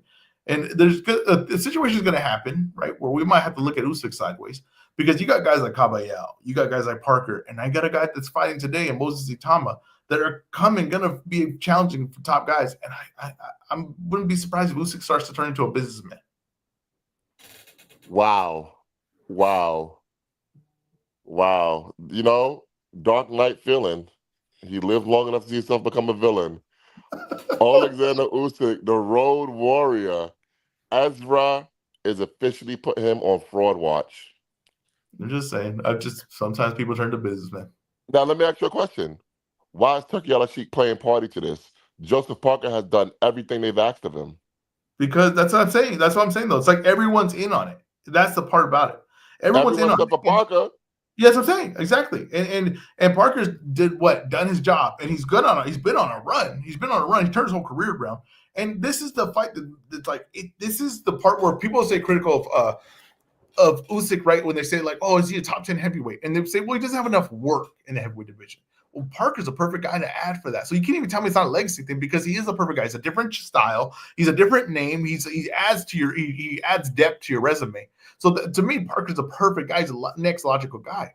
If you go Fury again, I have to look at you sideways. I have to. I know those were good fights, but it's clear we have the winner there. We know who it is. It's not going to get better for Fury as he gets older, right? In that fight, it's not going to. And what's the name? Usyk is really settling into heavyweight with his power and stuff. So if you're doing that again, I just think that you're avoiding these challenges, these guys coming up, these guys that are hungry, and these new challenges and new styles. And I think that that's what the one thing he's lacking in his heavyweight run. He needs multiple styles and multiple names. I gotta be honest with you. I'm in shock right now. You said that Alexander Usyk may be afraid of Joseph Parker. I believe it. I believe it. Wow. Let's talk about another heavyweight at another circus fight. Andre Ward wants to fight Anthony Joshua. Let's keep this one brief. This probably should have been a quick hits. Would Ward stand a chance against Joshua? I don't think so. I don't like that. I don't like that, Ezra. I don't think so. So the I answer think should be no. The answer should be no. You said you don't think so. Kind of lends credence to people talking about this fight. Well, here's the thing. Now, Joshua is a little past it. Okay, he is a little past it. So when this fight was rumored a long time ago. I'm sure you know, right? The fight was rumored that they were going to build this fight on Andre Ward's last run in boxing, and we're going to get all the way to an Anthony Joshua heavyweight fight. And at that point, I thought that fight, I'm like, oh, that's ridiculous. He can't be Anthony Joshua. At this point, the only thing that's interesting about it is like, what does Andre Ward have left? Because it's not like he left washed. He might still have a lot left in the tank, right? And Joshua looks a little shaky at this point, right? He looks shaky at this point. And a guy like Ward can move around him. It'd be interesting. There's something about it interesting, but I don't think so. I think he'd be too small. I think once he got hit in that fight, he'd be in trouble. I do think if they went and kind of went after this fight, I do think it'd kind of be a big fight, though. I do think that there'd be interest in it. I do think that there'd be some buzz in it. And I think that as we got closer, people would start believing that Andre Ward had a better chance than they do right now. I don't think he has a chance. No shot. You said that when he left, he wasn't washed. He left at 175 pounds. No, I know. Okay. All right. I'll just put that out there. 175 pounds. You don't think it's a big fight? And a degenerative knee. You don't think it's a big fight? Is any Andre Ward fight a big fight? I think this one is. And I will say this. Okay, and I'm just, your logic against you. I mean, who would you bet has more left in the tank? Manny Pacquiao or Andre Ward? Manny Pacquiao. No. I would bet Andre Ward does. Here's why Manny Pacquiao has more left in the tank. Andre Ward coming back would be a heavyweight. I can't think of a single top 10 heavyweight that Andre Ward can hang with. Manny Pacquiao, we have already seen, can hang with a top 10 welterweight and a champion. And I think that anyone at welterweight, besides Rolly, Manny Pacquiao can hang with. Let's use a guy that's fighting today. Dillian White and Andre Ward got signed. He's not a top 10 heavyweight. I know. I know. You already know where you feel in the top 10 heavyweights. Who would you pick to win that fight? I would pick Andre Ward to win that fight because Dillian White is very sloppy, and he's fat. Okay, now just go with me. Just go with me here. Okay, so Andre Ward wins that fight. So then he would prove himself at least to be a heavyweight. He would prove himself to be a top 50 heavyweight. Okay, that's fine. The top 50 heavyweight. Okay, then would you be at least at that point? Would you be more interested in the Joshua fight? No. Oh, okay. All right. I think Dillian White is getting put out. Well, we'll get to that. Question. I don't think Dillian White's good. All right. Would Andre Ward, Deontay Wilder interest you in any way? Yeah, because I want to see Deontay Wilder get a spectacular knockout, get back in the win column, and get a big name on his resume. You know what? Those are two guys that should be talking business right now. Those are two guys that should be talking business right now. All right, you go on. You're being disrespectful. No, I'm not. I think No. You're being disrespectful. How am I being disrespectful? I didn't even pick a winner. How am I being disrespectful? Why are those the two guys who should be talking? Okay, if you're Deontay Wilder, right, you're working your way back. Okay, you're working your way back. You're getting your confidence back in there like that. If you got an in-between fight before a fight like Fury, before a fight like Joshua, before a fight like Usyk, right, Andre Ward's kind of like the perfect spot because we don't really know what he is at heavyweight. We know that if he probably gets hit clean by heavyweight, he probably goes to sleep. At worst, Andre Ward's just going to outbox you. I think it's like the perfect in-between fight before you fight one of the legit top guys at heavyweight.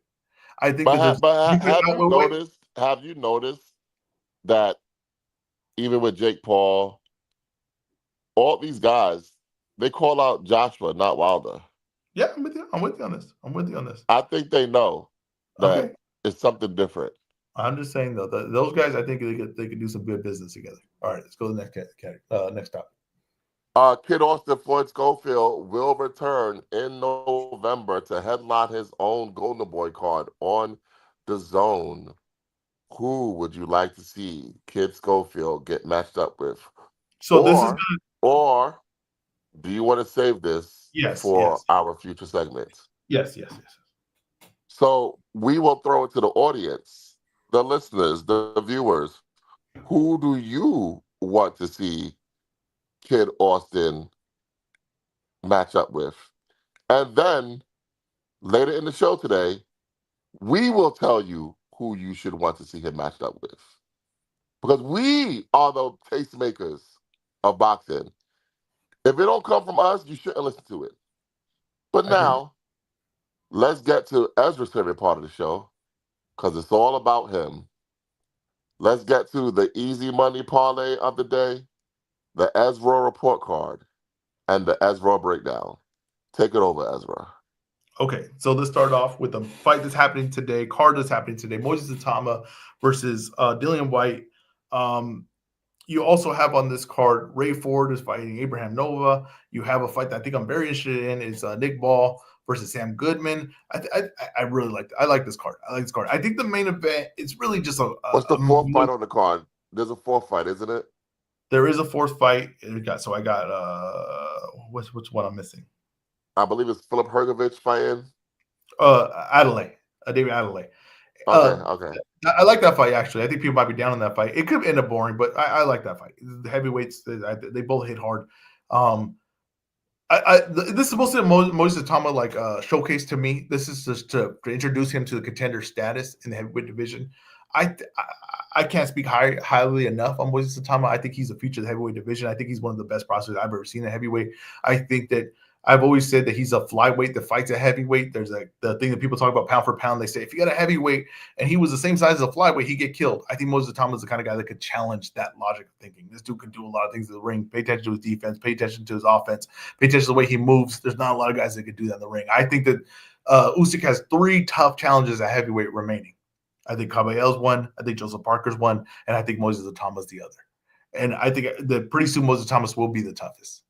I think that's how high I am on this kid. Now, the one thing we have to find out is durability. That's the one thing we don't know. We don't know how durable he is. A lot of guys that are fighters in boxing, they look very good at a certain level, but we never see them get tested chin-wise. And once to me, to be at a high level, you have to have some level of durability. Unless you're one of the best defensive fighters in the world, you have to have some level of durability. At heavyweight, he's going to need some level of durability, especially the way that he throws punches and how fast he is. He's going to be in some exchanges. So we have to see what that is. But I think that this is I just think that he's such an exciting prospect. He's such an exciting fighter in boxing, and I think he has huge star potential that you just have to pay attention when he fights. I really do. With Sam Goodman versus Nick Ball. Nick Ball, this is a good fight. I'm sorry, Sam Goodman's a good fighter. Now he's moving up in weight. We've seen that he screwed up 2 in-a-weight fights. I still don't understand how the hell that happened. But but Nick Ball's in a tough fight here. I really do think so. He's been running through competition. I think that Nick Ball is who people make Pitbull Cruz to be. I really think Nick Ball is more of that. But I do think that he might have limitations just because of dimensions, and I just can't get past that. And maybe if a guy has a good jab, right, which Sam Goodman does, he might have a really hard time in that fight, right? And Sam Goodman can box, and Sam Goodman has good feet and can keep good distance. And he's just not a guy that's past it. He's not a guy that has huge lacks in his game. He's just not that guy. And I think that could give Nick Ball a lot of trouble. I think Nick Ball will pull this out, but I think it's going to be a very tough competitive fight, a very, very tough competitive fight. No, Abraham Nova, I think, is more interesting of not a late notice substitution, but he's also kind of looked lesser and lesser, in my opinion, as his more latest fights. I'm going to take, I can't think of his name right now. Ray Ford. Ray Ford. I'm going to take Ray Ford in this fight. I think Ray Ford's going to be faster. He's going to be sharper. He's going to beat him to the punch, and I'll take him by decision in that. I'll take Ergovich over Adelaide. I think that Ergovich is a serviceable heavyweight. He can show punching power. He just doesn't put his foot on the gas enough. This could be a boring fight, but I think that he'll do enough to win the fight. I think Adelaide will try to make it aggressive in spots, but I think that maybe the power might hold him off a little bit, and it might be a lot of staring in this fight. And I really think that might end up what happens here. This card, I'm gonna give this card. I think this card's like a B plus. Honestly, I think this is a pretty damn good card. I think the main event, like I said, the main event is more just a showcase, so I'm not going to give it into the A status. But I think it's a really interesting card. I think it's a card you should pay attention to. Okay, was there another one you want to give me a card? No. Okay, so then let me just get to my raw hard cash. I don't like that we say easy money parlay. Mike doesn't even get on here. He's not even going to send a comment for his easy money parlay. Just gets raw hard cash. That's the real money maker. And you know what, Matt? I hit last week. I told you hit the Dodgers over plus 1.5. We hit. That's great. That's fantastic. Okay, so that was just a small little bet. You know what I mean? It was $100. But let's get this one. Moises Atama versus Dylan White. I'm going under. Now, I think this was offered at 5.5 rounds yesterday. I missed that. 4.5. I think Moises Atama's going to get the job done. And I'm going to get Nick Ball, Sam Goodman to go the distance. Plus 110. Altogether, plus 304. Moises Atama under 4.5 to beat Dylan White. And Nick Ball, Sam Goodman going the distance, plus 304. And that has been the raw hard cash. Wow. That is very interesting. I agree with you on the under of the rounds. Okay. I think that's a good bet. I am taking Sam Goodman to upset Nick Ball today. Woo! I don't hate it. I don't think Nick Ball's a very good boxer. I think Sam Goodman's a much better boxer than Nick Ball. I think that's going to show. And I also think that not having to cut all the way down to 122 is going to help Sam Goodman in this fight. I think Sam Goodman is a decent fighter. When they made this fight, what do you think Nick Ball's team saw that they were like, yeah, let's make this fight? Because it's kind of a random fight. They saw that he's, first of all, a smaller guy. Mm-hmm. And they also saw that his name was mentioned with Inoue. Okay, yeah, that makes a lot of sense. That makes a lot of sense. That's all it was. Yeah. But this is a case of it ain't gonna go the way they think it's gonna go. You know, Ray Ford versus Abraham Nova. I don't give a shit about this fight. Ray Ford should win. I don't think Abraham Nova is very good. And then Philip Hergovich versus David Adelaide. I think Philip Hergovich is going to win in spectacular fashion. Okay. I think I would be comfortable taking Philip Hergovich by knockout. I think you should put those 4 things on your parlay ticket. The under on the rounds with Otama versus White. You should take Sam Goodman for the upset. Take Ray Ford to win, probably by decision because he ain't hitting like that. And then take Philip Hergovich to get the knockout. The funny thing about Sam Goodman winning is it would kind of line him up for another Inoue fight, which is hilarious. I got to tell you, that is pretty funny. Honestly, this is an Inoue invitational. Yeah, it kind of is. I do want to do tomorrow today from Moises Atama. Oh, come on, dude. That wasn't on the rundown. I know it's not, and it should be every week because people love that segment. Tomorrow today for Moises Atama, I think Moises Atama is going to look so good in this fight. I think Dylan White's past it, so it's not really saying that much. But I think that people are you're hearing the buzz about Moises Tama. You're hearing the buzz. You're hearing like, hey, this guy, he looks pretty damn good. He looks like he's gonna be a problem at heavyweight. I think tomorrow people are gonna be saying, I want to see him against Usyk. I think tomorrow people will be saying, I want to see him against Usyk. And I think there's gonna be questions of who wins that fight. Wow. Here's the thing, right? Turkey Al-Sheikh seems like he's very interested in Usyk versus Atama. Yeah, he is.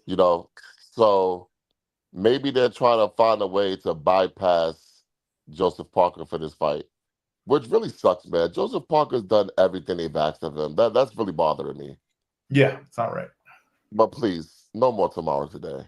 I hate the name. People love Tomorrow Today. People are always telling me, like, man, Tomorrow Today, what a segment. You guys nailed it. They're always sending me clips and be like, look at these guys are talking about what you said they were going to be talking about. They say Tomorrow Today should be going like yesterday. All right. All right, let's book the damn territory. All right, let's do it. All right, let's do it. Okay, so we're going on my book the territory.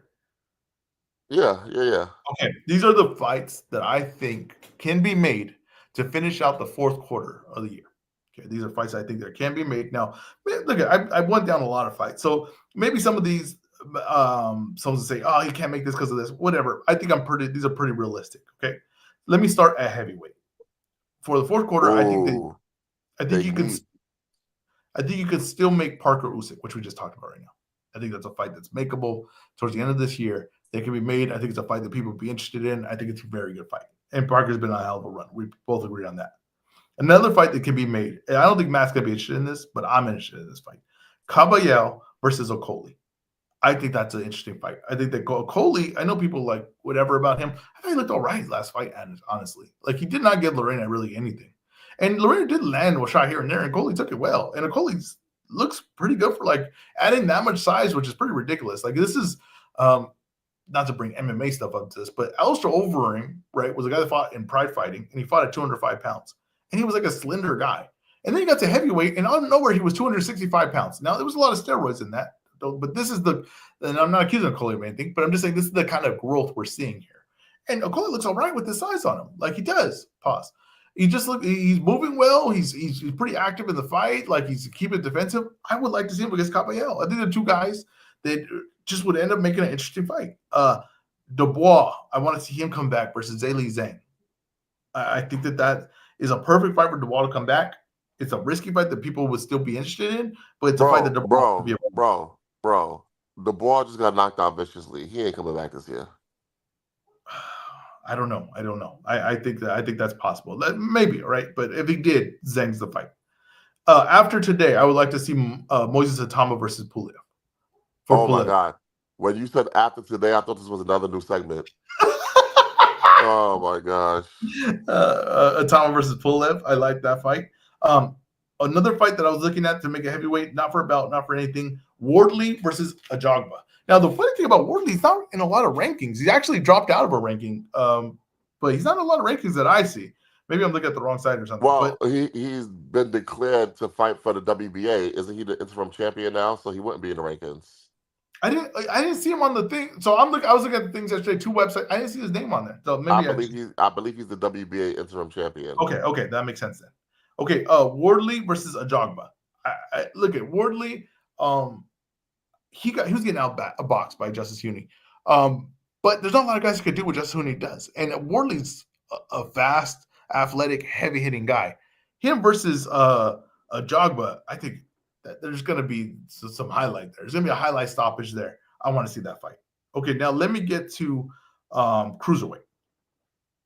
At cruiserweight, there's only one fight that I really think could be made that I'm actually interested in seeing that has my interest, and that's Zerto versus Opetaia. I don't know why they're not making this fight. These guys are obviously should just fight each other and figure out who the best guy in the weight class is. You with me on that one, Matt? Yes. Okay. 175, we kind of already know what the fights are. Okay, we know that what Davies going to do. We know Bavo's out. We know that what Berchabib's at, and we know where Morale's at. At that point, I don't really have a fight that I want to add to that. Those guys we already kind of know how they're going to end the year. Okay, at 168, I got Shiraz versus Pacheco. just to me, just makes sense. Just the size and length in the fight just makes a lot of sense. To match up where they're at in their careers, establishing themselves as the guy to challenge the main guy. I think that fight makes perfect sense. Another fight that I see, and if Golden Boy and PBC guys start working together, then let's make Resendez versus Big Beck. Big Beck is the number one. Resendez is the holds a belt. Let's make those guys fight each other. I think that's a good style matchup, and I think that allows Resendez to establish himself as a guy that has some staying power at 168. And then fight that more other people want to see than I do, but let's just make it happen. Charlo versus Plant. Jamal Charlo versus Caleb Plant. Let's settle the beef. We repost the slap over and over again, and we just say these guys are going to handle a personal thing in the ring. Now let's get to middleweight. I got Janabek versus Adames. I don't know why this fight's so hard to make. It really shouldn't be so hard to make. Just make the damn fight. I don't get it. This is proof who the best middleweight is. Now Matt will still argue Lara. I could figure that. I could figure that out for you. Let's get Lara versus Yoeli Hernandez. Yoeli Hernandez is to me the guy. Hold on. How come Lara gets the tougher fight? Because that's what's left. And Yoeli Hernandez. All right, well, why don't you give your boy Janabek the tougher fight? They can match up after. I have no problem. The Janabek Adames story is there. The Janabek Adames story is there. People want that fight. People are clamoring for that fight. Not a lot of people, but some people, right? Lara Yoeli Hernandez is, old guy, new guy, both Cuban. Can I be honest with you? How many times have we had Cuban versus Cuban in the ring? And the fight wasn't in Cuba. You don't get that very often. Am I right? They try to stick together.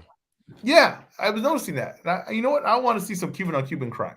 Okay, let's get to junior middleweight, super welterweight, however you want to call it. Now, we've talked about a lot of these fights where these guys are going to go. This is just the way I would book it. Okay, this is the way I would book it. This is probably none of these are going to happen. So this might be the most critical match going to be in my list. Spence versus Thurman. We've been talking about that fight for a long time. I got to tell you, I can see that happening this year. You can see that happening this year. I can, because how do we listen? Until PBC says something's finalized, it's not finalized. Okay, even though the reports are Fundora versus Thurman, how do we know it's not going to be Spence versus Thurman? Okay, so that's what I'm saying. So Spence versus Thurman, I think that fight makes a lot of sense at this point. One guy can say, "Hey, I'm the legit guy moving forward. I'm still going to stay, fighting top guys." Fundora versus Zayas. Listen, I told you guys that Zoo versus Fundora is a bigger fight. I was correct, but it seems like Zayas is generating buzz. I think him versus Fundora is a really good spot, and I think people could talk themselves into either guy winning that fight. So I think that would make even a bit better fight. Virgil versus Morzalia. I think Virgil needs like a fight like that. I think he really needs a. Yeah, but that can't happen. Okay, whatever. I'm just like I said, you could be the most critical of this one. That makes sense. Lubin. No, because Lubin. Yeah. Well, Lubin versus Andrew Zayas. Yeah. Versus Andrew Zayas. Wait. How? Wait. How is Zayas going to fight Lubin and Fundora? He's not. That's what I'm saying. Okay. Here. Oh, I have him twice. You're right. That was a screw up. That's my bad. Let me eliminate that one. I don't really need a feature. Hey. In the words of the late great Nino, players fuck up too. Yeah, they do. Okay, Jesus Ramos versus Jermell Charlo. Now, I know Charlo's going to take a tune-up when he comes back, but maybe he doesn't. And maybe he gets right in there with Jesus Ramos, who's a guy that, to me, I think deserves a big fight. Okay, let's get to welterweight. Manny Pacquiao versus Rolly Romero. I don't see why they don't make this fight. It makes perfect sense. It's a winnable fight for Pacquiao. It's a fight that Rolly will talk a lot of trash in.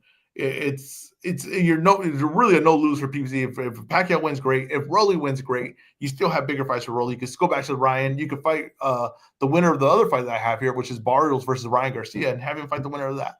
Like, to me, those are two no-brainers in my opinion. And Ryan, who needs a fight to make money, he said he wants a big payday. You get PBC with Barrios versus Ryan Garcia, you can probably make that make money, right? And people would feel like Ryan's finally going to win a world title. Okay, so that would be my welterweight. Let's go 140. Tiafimo versus Shakur Stevenson. Now, that would be Shakur moving up, but I don't think Shakur has a lot of options. Like, now we know the Roach thing, but I have Roach going a different direction. Another fight that was talked about, maybe hinted at, was Hitchens versus Russell. I like that matchup. I like that matchup. Those are two guys trying to establish their name, become bigger names. Two legit guys at 140. I would like if they fought each other, and two counteracting styles. Like, one guy's full pressure, the other guy's going to look to counter, be defensive first. I like that. Keyshawn debut at 140 versus Elvis Rodriguez. I know that he's not going to fight the top He's dog. not coming back this year, bro. Just come on. What are we doing here? You told me that listen. I asked you about your list, right? Yes. And what did I ask you? The one question I asked. You said they're realistic. Now, yeah. Why is the Keyshawn coming back this year? Because he's having mental problems. That's why. Okay. You know how fast mental problems could go away with the right paycheck? Okay. Pretty quick. Okay. Keyshawn versus Elvis Rodriguez. Now, like I said, it's not necessarily a tune-up. It's a guy that's a contender in the weight division, but it's not a top dog. I think that's a perfect fight. Now let's get to 135. Roach versus Tank, number 2. That's the only way you should book it. I already gave my reason on that. I don't want to jump on that again. Another fight there, right there. Mortaia versus Andy Cruz. I think that's a really good fight. I think two guys, they're trying to show that they're top guys in the weight class. Two guys that, we have questions about, and Cruz, who's trying to, they're trying to speed him up, but it's kind of just fighting sparingly, but not really being sped up. But Mortaia versus Cruz is a really good fight, and it'll establish them and get them to a bigger fight. And another one, we just talked about Floyd Schofield coming back. Floyd Schofield versus Body. I think that fight was rumored for the Jake Paul Chavez card. They should revisit it. And they should make it. Schofield needs another opponent that people, kind of know in the division. And Body knocked out Ashton Sylvain, I think his name is. And I think that would be a good fight for Schofield next. Let's get to 130. Navarrete versus Suarez, number 2. Like I said, with no top rank home, I don't know if they can make this fight or they could put this on a different card, but we need to see this fight again. And then Nunez versus Ford. After today, Ford should be right next in line with Nunez belt, and I think I like that matchup of styles. 126, Espinoza versus Neri. I don't know, Neri's number 1 in that division. I know he signed that deal with Japan, but I think that's a fight that could be made, and I think that's a good style matchup. Really good style matchup. And then I got Angelo Leo versus Bruce Carrington in a unification. There's no reason why these guys can't be unifying. They're all under the same umbrella. I think that Leo versus Bruce Carrington is a really good fight too. I really like that fight. Bruce Carrington needs real opponents in front of him to really impress people. And at 122, I got Bam versus Fernando Martinez, which is, I think, a fight that's realistically could be made at the end of this year. What do you think, Matt?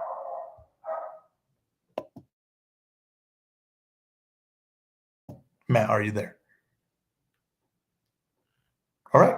I don't know what's happening with Matt with his mic, but I think that's a solid way to end the year. Now, will we get all those fights? Of course not, right? But I think that that's the potential we can have with these cards. We can actually get fights like that, and I think that would, all those fights right there are realistic, but they also grow the guy's image. They're also fights that people want to would bet money on, actually are interested in and can debate. That's the problem, is we don't have enough of that in boxing. We can't debate enough of the matchups I have in boxing, or we can't really even not enough there's good money value here for these bets, right? Like 50-50 fights. You need more 50-50 fights in boxing. That's going to generate interest. That's the interest. People want to not know what they're seeing. They want a chance to be surprised on what the end result is.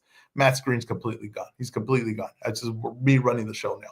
And this could get off the rails. This could completely go off the rails, right? Or me running the show. But am I surprised? Huey, are you surprised? We provide Matt a phone. No, not at all. Not at all surprised that Matt still has technical issues. Yeah, I give Matt. This is what happens when you do the show live, though. Yeah, but I give Matt the best phone in the business. The best phone you can have in the business. And we're still having technical problems. It's unbelievable.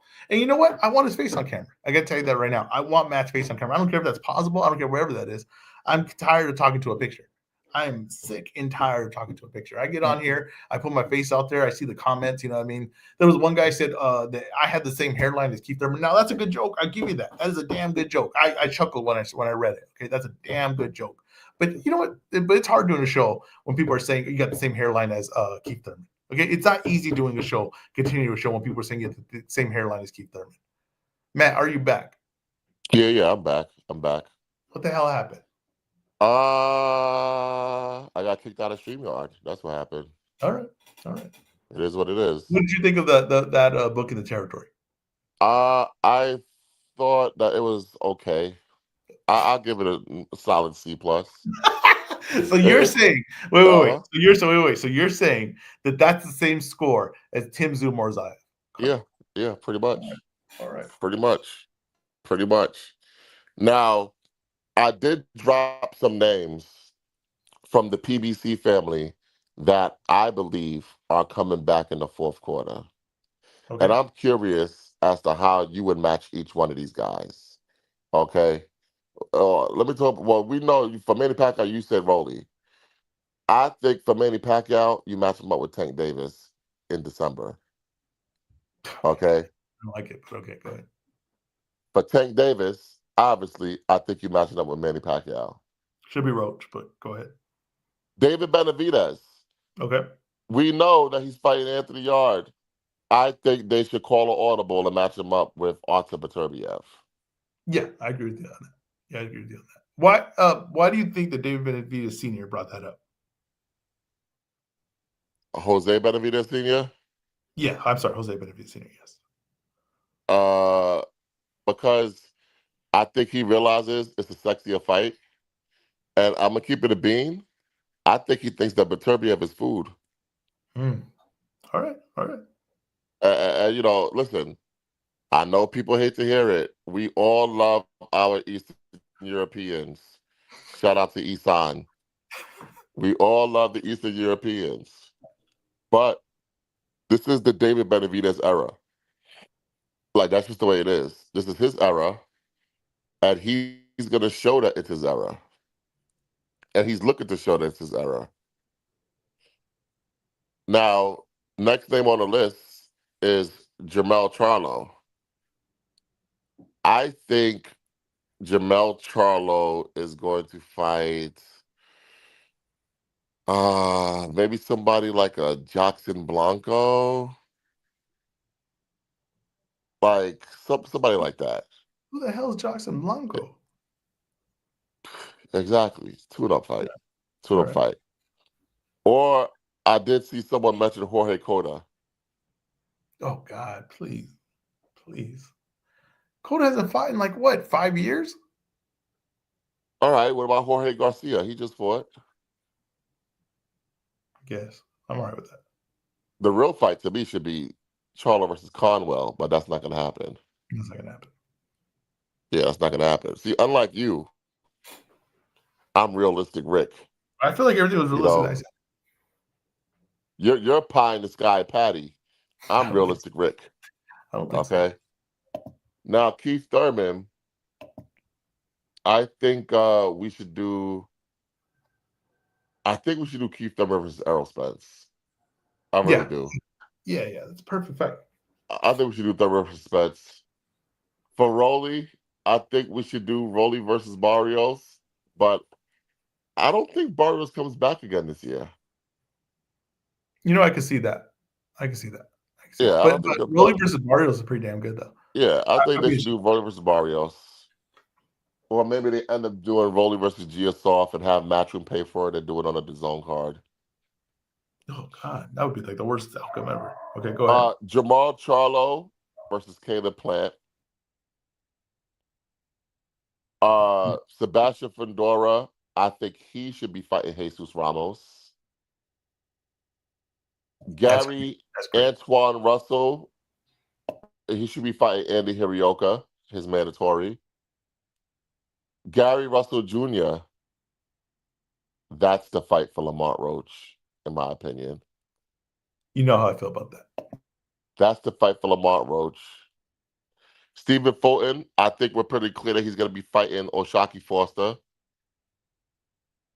Pitbull Cruz. It's not. I want to stay realistic, so we'll stay realistic. Okay.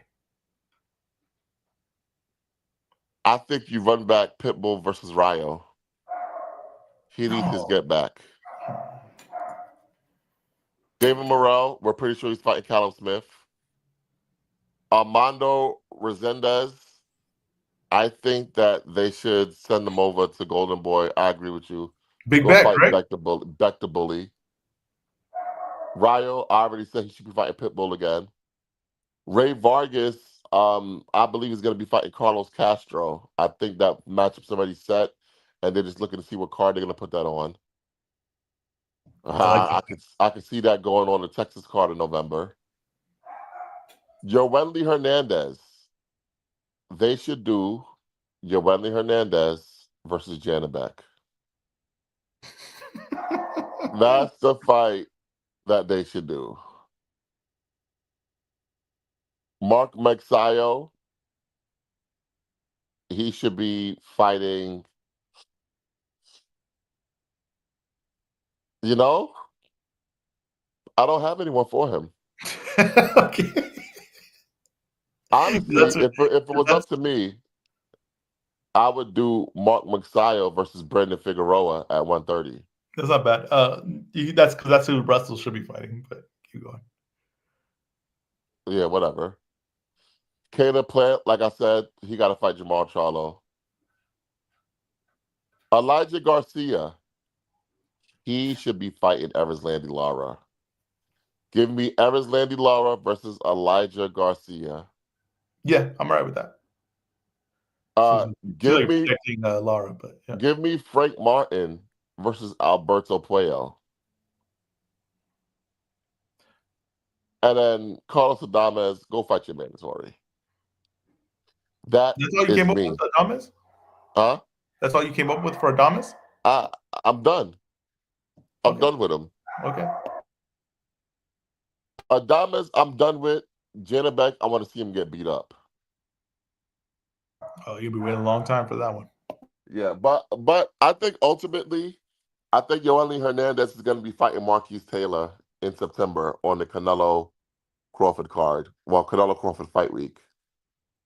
Is that from their sparring that they impressed? Yeah, the guy that punched him in the back of the head. Yeah. Yep, they impressed enough. So it did pay off. It did pay off to do that. No, I don't think it's going to be on the main. I don't think it's going to be on the card. Oh, you're not going to be televised. No, it's going to be televised on the Zone. All right, well, it's something. The 10th and the 11th. That's all I got, man. What do you think? I don't mind it. Those are all good. Like I said, some of them, like obviously I wouldn't do Pack in that direction. I wouldn't go Roach that direction. But I don't mind it. I really kind of think it's more realistic, though. It is realistic. I wouldn't do Pitbull Ryle. Like I think you could get those names somewhere else versus other guys, but I don't mind it. And so I think those are all realistic, and I wouldn't mind most of those fights. Listen, if it was really up to me, I would do Pitbull versus Frank Martin right off the bat. But I don't think Frank Martin's going to take a Pitbull fight after a year layoff. That's why I hate tune-ups. Okay, want to get the quick hits? Yeah, let's get the quick hits. Okay, Gary Antonio Russell versus Ramon Cardenas is reportedly set for Texas in November. You talked about this earlier. That's a good matchup, though, right? Yeah, it's not Michael Angeletti, but I'll take it. Yeah, I mean Ramon Cardenas is coming off his best performance against Inoue, so like I like think that. It's kind of interesting that you know what? Let me not say that. I don't want to upset the apple cart, and I don't want to get canceled. Okay. I don't want to get accused of being racist. All right. I don't even know what you can say from there that could make you accused of being racist, but I've seen you pull off that before. Ricardo Sandoval versus Galal Yafai title consolidation has been ordered by the WBC. What happened to Francisco Rodriguez? Now I got to say this. Yeah, I know they were going to say now Yafai didn't lose that fight, whatever, but he did take the beating, right? Just like the Haney thing with Ryan, like he did take the beating. Is it fair to order him to do something this quick in anything? I mean, should he be given a break after a guy takes a beating? A guy takes positive steroids. Should he get like a break and be like, hey, okay, you have this much time to heal and recover? He could just not take the fight. Yeah, but he loses the opportunity at that point. Yeah, so I think you should does he really at these lower weight classes? There's like not a lot of money in it. I feel like because listen, Jesus Christ, you asked me a question, let me answer it. All right. Because he's with Eddie Hearn, he could get a title fight whatever he wants, in my opinion. No, I get you, but okay, this is not that's this situation, right? But in all situations, right? If you take a beating, right? You need to take a beating in any weight class, and then the guy tests positive steroids, and then they say, okay, you actually, it's no contest. We're gonna order this now. I think you should get like 6 months where it's like, okay, we're gonna give you a pass for 6 months. You can recover. You can do whatever you want. You can do whatever you feel like you need. And then we'll come back to you. And you won't lose out opportunities. You won't lose a bout, or you won't lose a chance at a bout, or you won't lose your ranking at anything. We understand that you need to take a break and recover. I mean, I think that should be standard practice. I think it's insane to be like, hey, you know what? Okay, you took that beating didn't happen because there's no contest. Now let's get you next signed up for your next fight. Hey, I need some time. I just took a massive shot to the head. That's just my point. Okay, Liam Paro versus David Papat. Am I right on that? Am my pronunciation right on this? Papat? All right. I don't know. Is he French? If he's French, he's Papo. Papo. Oh, Papo's a lot nicer. Papo. That's a great name. But I don't know if he's French. I don't know either. I didn't write this up. It's September for an IBF welterweight eliminator. Thoughts? Yeah, I don't give a shit. 147 is about to go. It's going to need some new talent pretty soon. What's going on with the Michael Hunter mess of a situation? Now, this is the Don King situation where they've got Michael Hunter a fight. Don King says, well, I still have Michael Hunter under contract. Got to make this card. He announces a card that no one buys as a real card. What do you think of all this, Matt? I think that if Michael Hunter wants to fight Kubrat Pulev, wants to fight Jarrell Miller on September 11th, then they need to pay Don King his money. Okay. Have Turkey buy Michael Hunter out of the contract. What's the why is there always a misunderstanding with these Don King contracts? There's no misunderstanding. It's just guys who they might sit around for longer than they want, and then they think they just got the contract. It doesn't work that way. Now, next question. Why does Don King still do this? Now, he's not making money off of this anymore. How do we know? Come on, right? So wait, how do we know he's not making money off of this anymore? You're seeing the cards, right? We're seeing the cards. We're seeing the people there. We're seeing where they're having them at. Not making money off this anymore. That Adrian Broner card versus who was that? Blair Cobbs? Blair Cobbs? That fight filled up that casino. Like 8,000 people were in that casino. So you think he's making money still off of this? Yes, I do. Right. I think he's making money off a site fee. That's why he has it in certain places. He's making money off of these site fees. He brings the fight to the casino, gets his bread, and keeps it moving. Okay. All right. He takes no risk. And now with this, they could get his contract bought out if he really wants to be a free agent that bad. And Don King still makes more money. But my question is, Don King, you're 100 years old. How much more money do you need, my brother? What are you doing with this money? Yeah, that's a good point too. Because how much money do you think Don King has? How much money do you think Don King has? I think Don King has at least $100 million. That's what I'm saying. Like, I don't get the. Maybe you just want to be a part of the action still. I get that. I guess. I get that. But I just you were talking about just last week coming back to fight Claressa Shields. I wasn't talking about some people just want to be part of the action. I said I am the GOAT, but I would never take the fight. But I am the GOAT. I'm gonna clip this and send this to her. By the way, don't do it because Claressa Shields will legit try to fight me. Claressa Shields would be up for it. And what weight class would this be at?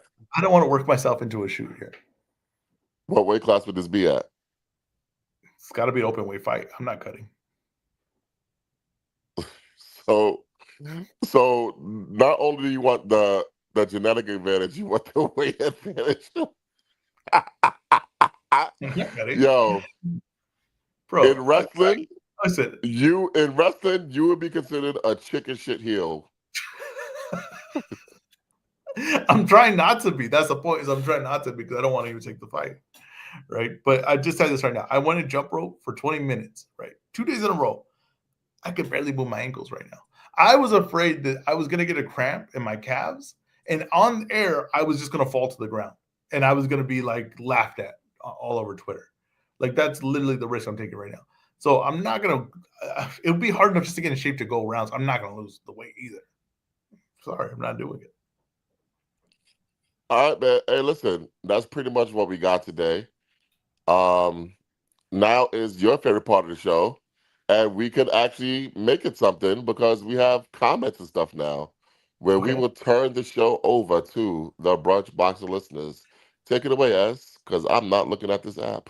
So, You want to look at the comments? yeah, we got two starred questions from Okay. earlier here that I brought. So when we were going through some of the injuries and you were going through your booking, someone said that Mar had said they saw Steve Claggett went down with an injury. Matt, do you think there's any chance Tito Mercado could step in and fight Jermaine Ortiz? No. Yeah, Jermaine Ortiz is fighting this upcoming week. Yeah, and Eddie Hearn's not going to do Jake Paul card any favors by doing that. Okay. I am curious what that replacement is going to look like because I am disappointed in that. That was a good matchup. Like Jermaine Ortiz versus Steve Claggett was a good matchup. It kind of a big blow of that card. And then JR had asked, what about Shakur and Tio? What about it? I don't think that's happening. Now, you do see where that came from, though, correct? It came from Shakur and Tio. No, Eddie Hearn was saying that was going to be one of the TKO cards. That was going to be one of the main events on Netflix. It's not a mega fight. It's not a mega fight. That's why I was thinking that too. I'm like, would Netflix be up for putting that as a main event? But I don't know. Maybe Netflix sees it a different way. Yeah, I do see a question in here. Oh yeah, you put it up right here. Why not Atama versus the winner of Adelaide versus Ergovic? Which that's a possibility too. I just think that they would probably want to get some kind of balance. Possibility. It's not a possibility. They're trying to fast track it. They're trying to fast track Atama. Yeah, I think they want to put a belt on him. Yeah, I think they want to put a belt on him. So I think that's the next move would be a belt. That's why I think Polev's the realistic thing for him next. Oh, and then someone said Tim Ricardo has a shoulder injury and he's out till December. Yeah, who gives a shit? It wasn't happening anyway. Matt, just a question. What are your thoughts on Moises Atama? What are your thoughts on him? Because he is a heavyweight. You love heavyweights. I don't like his hair. It's just like when you do stuff like that, it deflates me. It deflates me. It's like, you know what I mean? Like, it's just, what's wrong with his hair? Bro, I don't like the James Prince mini afro. I don't like it. There's no chance that comes back? I don't like it. I don't like it at all. We got a question from a team member he doesn't have a star look. All right. We got a question from a team member here. Mike wants to know if you'll be on time next week. Ask EzRaw. Don't ask me. I was here at 7:59 waiting in the lobby. Now, okay, sure. Can we just real quick? Can you give me your top 3 worst haircuts in boxing right now? Ooh, okay. Whatever Zan Zayas did for that weigh-in. You know what? Okay. For the weigh-in, you're right. But as the card went on, and when he put gel in the hair and product in the hair, it looked better. Yeah. But the weigh-in was insane. Whatever Richard Torres got going on. Yes, terrible. And the thing is, like, yeah, I don't know. The Richard Torres could make himself more of a star. I don't know why you know what it is? Because he's in Central. I'll be honest with you, no offense, sorry to Mike, our team member here. He's in Central California. Like, these guys don't know what the hell's going on in the outside of the world. So, you know, just kind of making it up as they go along. Okay, go next. That's number 2. Moses Itama.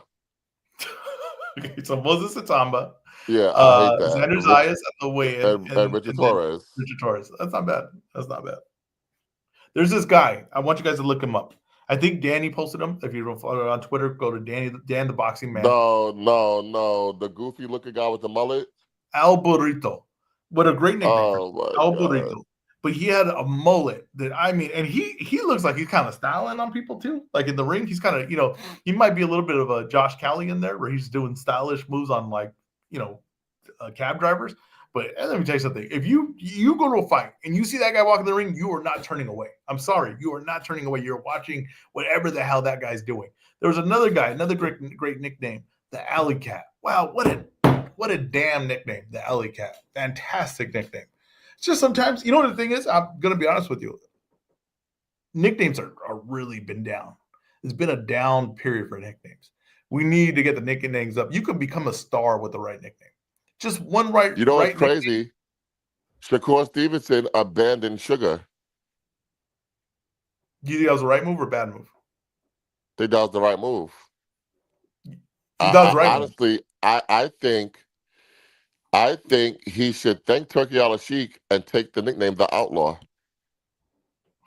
I don't care for that. He is the outlaw Shakur Stevenson. He is terrible. the outlaw. No, I don't know, man. That's terrible. But that's what I'm saying. Like, I just think we just need more nicknames, honestly. We just need more better nicknames. We need better nicknames. Al Burrito and the Alley Cat, fantastic. Mike said, change your logo. It's hard on the eyes, Matt. Y'all don't like the pink? No, I like the pink. I got to be honest with you. I think it looks great. It really pops, too. Yeah, that's why I put the pink. Would you wear pink, Matt? Yeah. I wear pink all the time. Do you really? Yeah. Like as in like a t-shirt, a sweater, like what button-down shirt. I got a couple nice pink button-down shirts. Okay. I have a pink anime shirt, like Dragon Ball Z, a pink Dragon Ball Z shirt. Dragon Ball Z shirt. Yeah. And I've never actually seen Dragon Ball Z before. Yeah, why'd you buy it? That's my next question. Because I was going to Alabama to see the Deontay Wilder statue. Okay. I did not feel like doing laundry. Okay. So I went to Burlington Coat Factory really quickly to get some clothes on the way to the airport. And because I'm a big guy, I got to shop in the big and tall section. And it was a very limited selection of clothing. Do you know how limited the selection had to be for you to choose a pink Dragon Ball Z shirt? Like this. Here's the worst part. I got the shirt, right? When I was in Alabama, I put the shirt on. Did not cover my full stomach. Matt, just curious. I'm just curious. No jokes. Just curious. How many X's are on the size of the shirt that you would wear? You don't ask a woman her dress size. Oh man, that is hilarious. That is hilarious. But there's nothing wrong wearing pink. No, I think some guys wouldn't do it. I think most men wouldn't do it, but I don't think there's anything right with it if you do it correctly. I mean, I don't think pink Dragon Ball Z is the way to go, but I think that's funny though. I think that is hilarious. Oh man, well, we got anything else for them? We got anything else for these people? I don't know. Troll the comments. No, there's no other questions in the comments right now. All right, well, then that's it. Fuck these guys. Fuck these. The listeners? Listeners? No, I love the listeners. I love the listeners. What I will say, the Zone and Queensberry are hosting the prelims for White versus Moses Satama, and Brunch Boxing is currently outrating them right now. They should put it on our show. They should have put it on our show.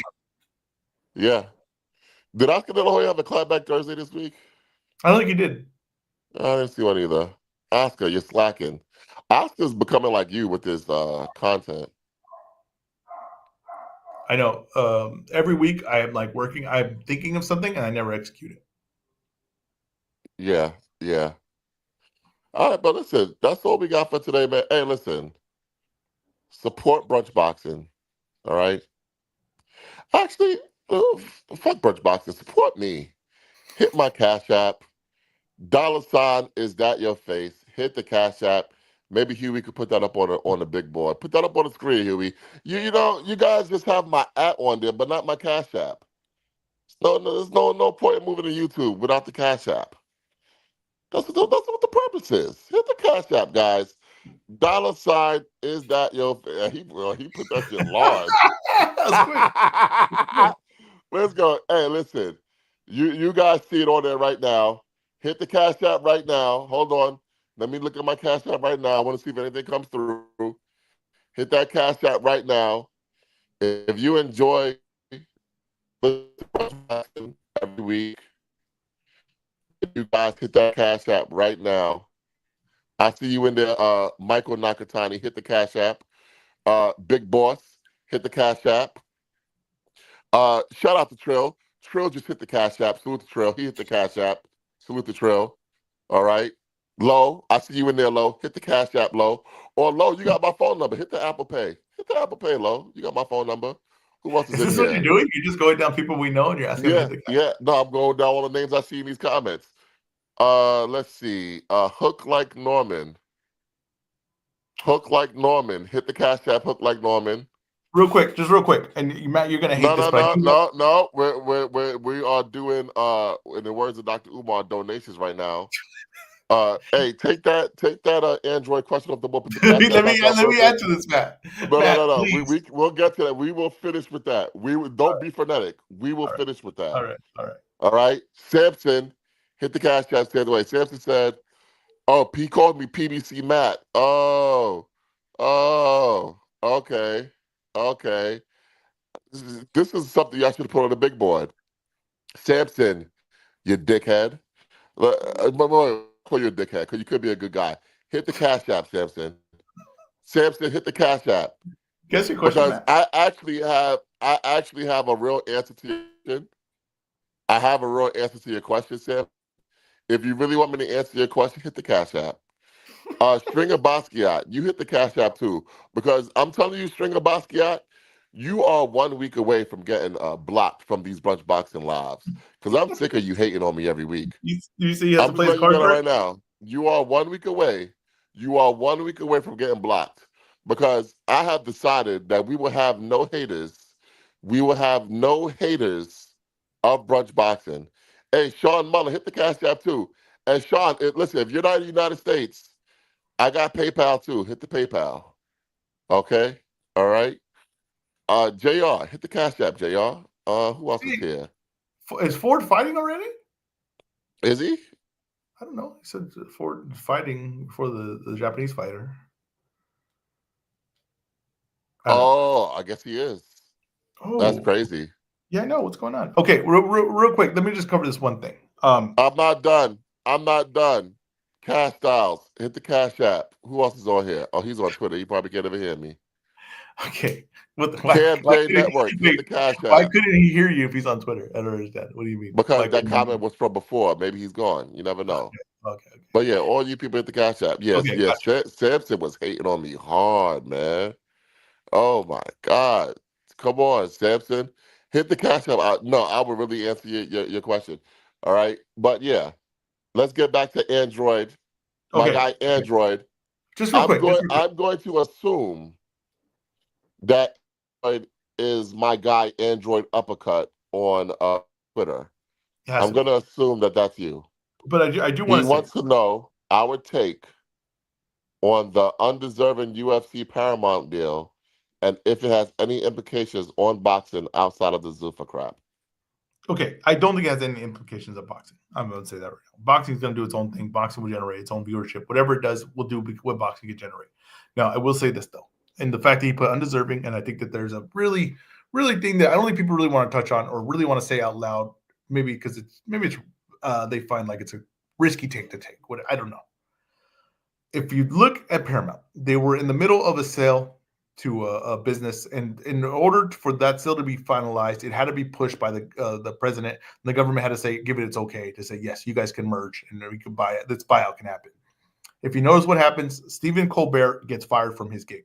Now, Stephen Colbert was critical of Trump, and they were critical of each other.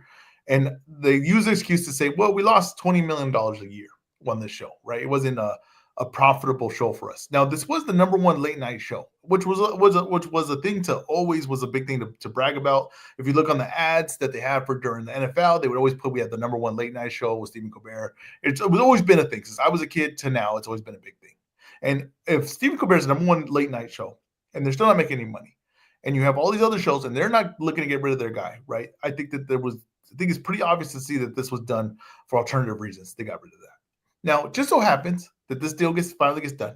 And as it gets done, right, a day or two later, they announce a UFC deal that is bigger than any projection that anyone that you're talking about, the most optimistic forecaster for what this deal could be, would have ever predicted. Right? $1 billion a year for when they had a $500 million deal with ESPN, and ESPN says wasn't even getting their money back, and they were doing a pay-per-view model. Now they're going to pay them $1 billion a year, and they're getting rid of the pay-per-view model. Now, people can say strategically there's reasons to do this, but at that asking price, no one saw that asking price for this thing. No one saw them getting this number.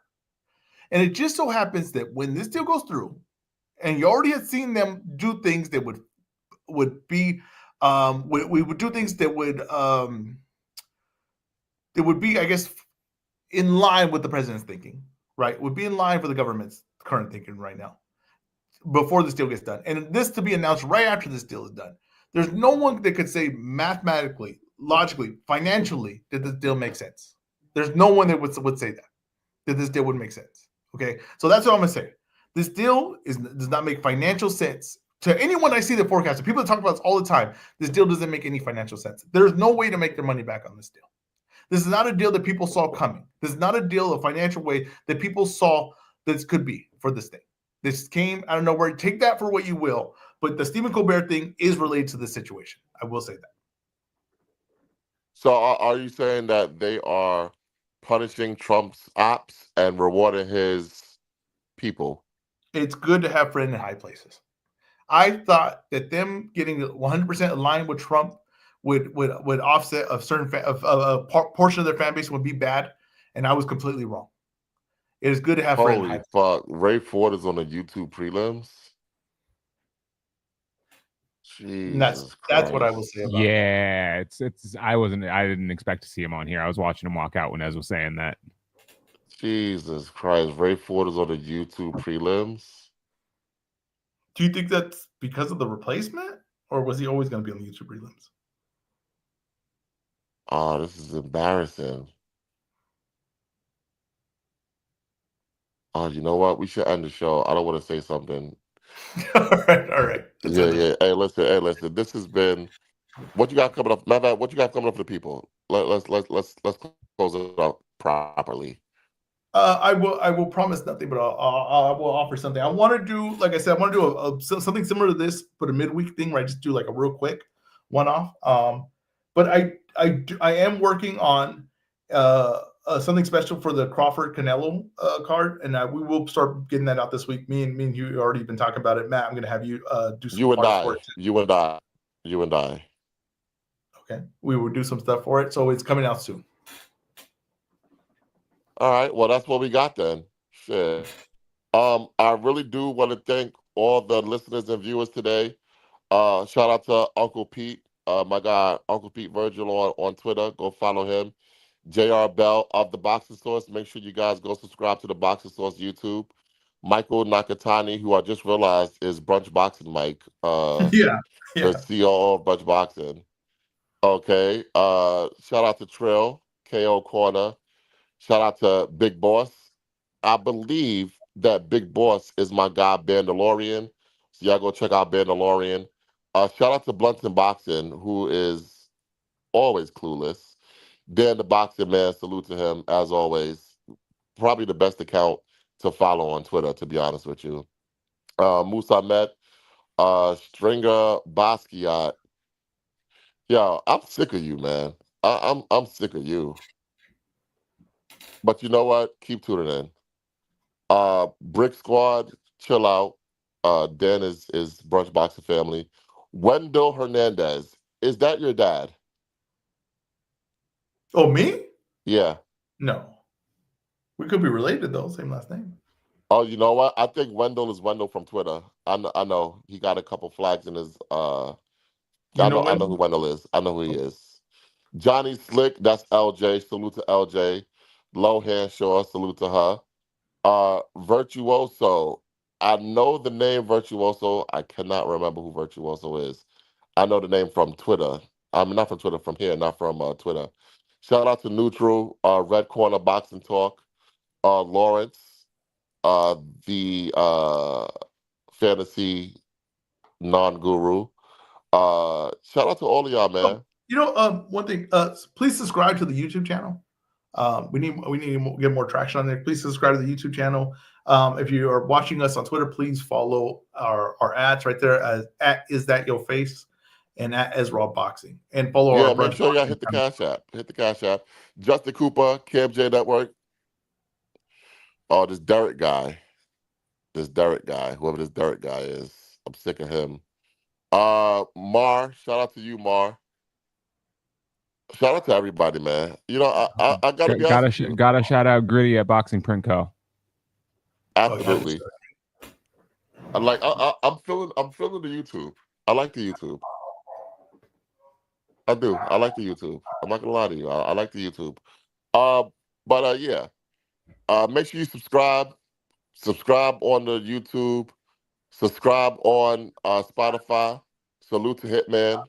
We hear you. Holla if you hear me. We hear you, Hitman. But listen, that's all we got, man. This has been another edition of Brunch Boxing. He is our COO, the Mexican Alhamen Mike. He is our host, EzRawBoxing. I am Matt. We are Brunch Boxing, and we are out. Shout out to Huey, the producer.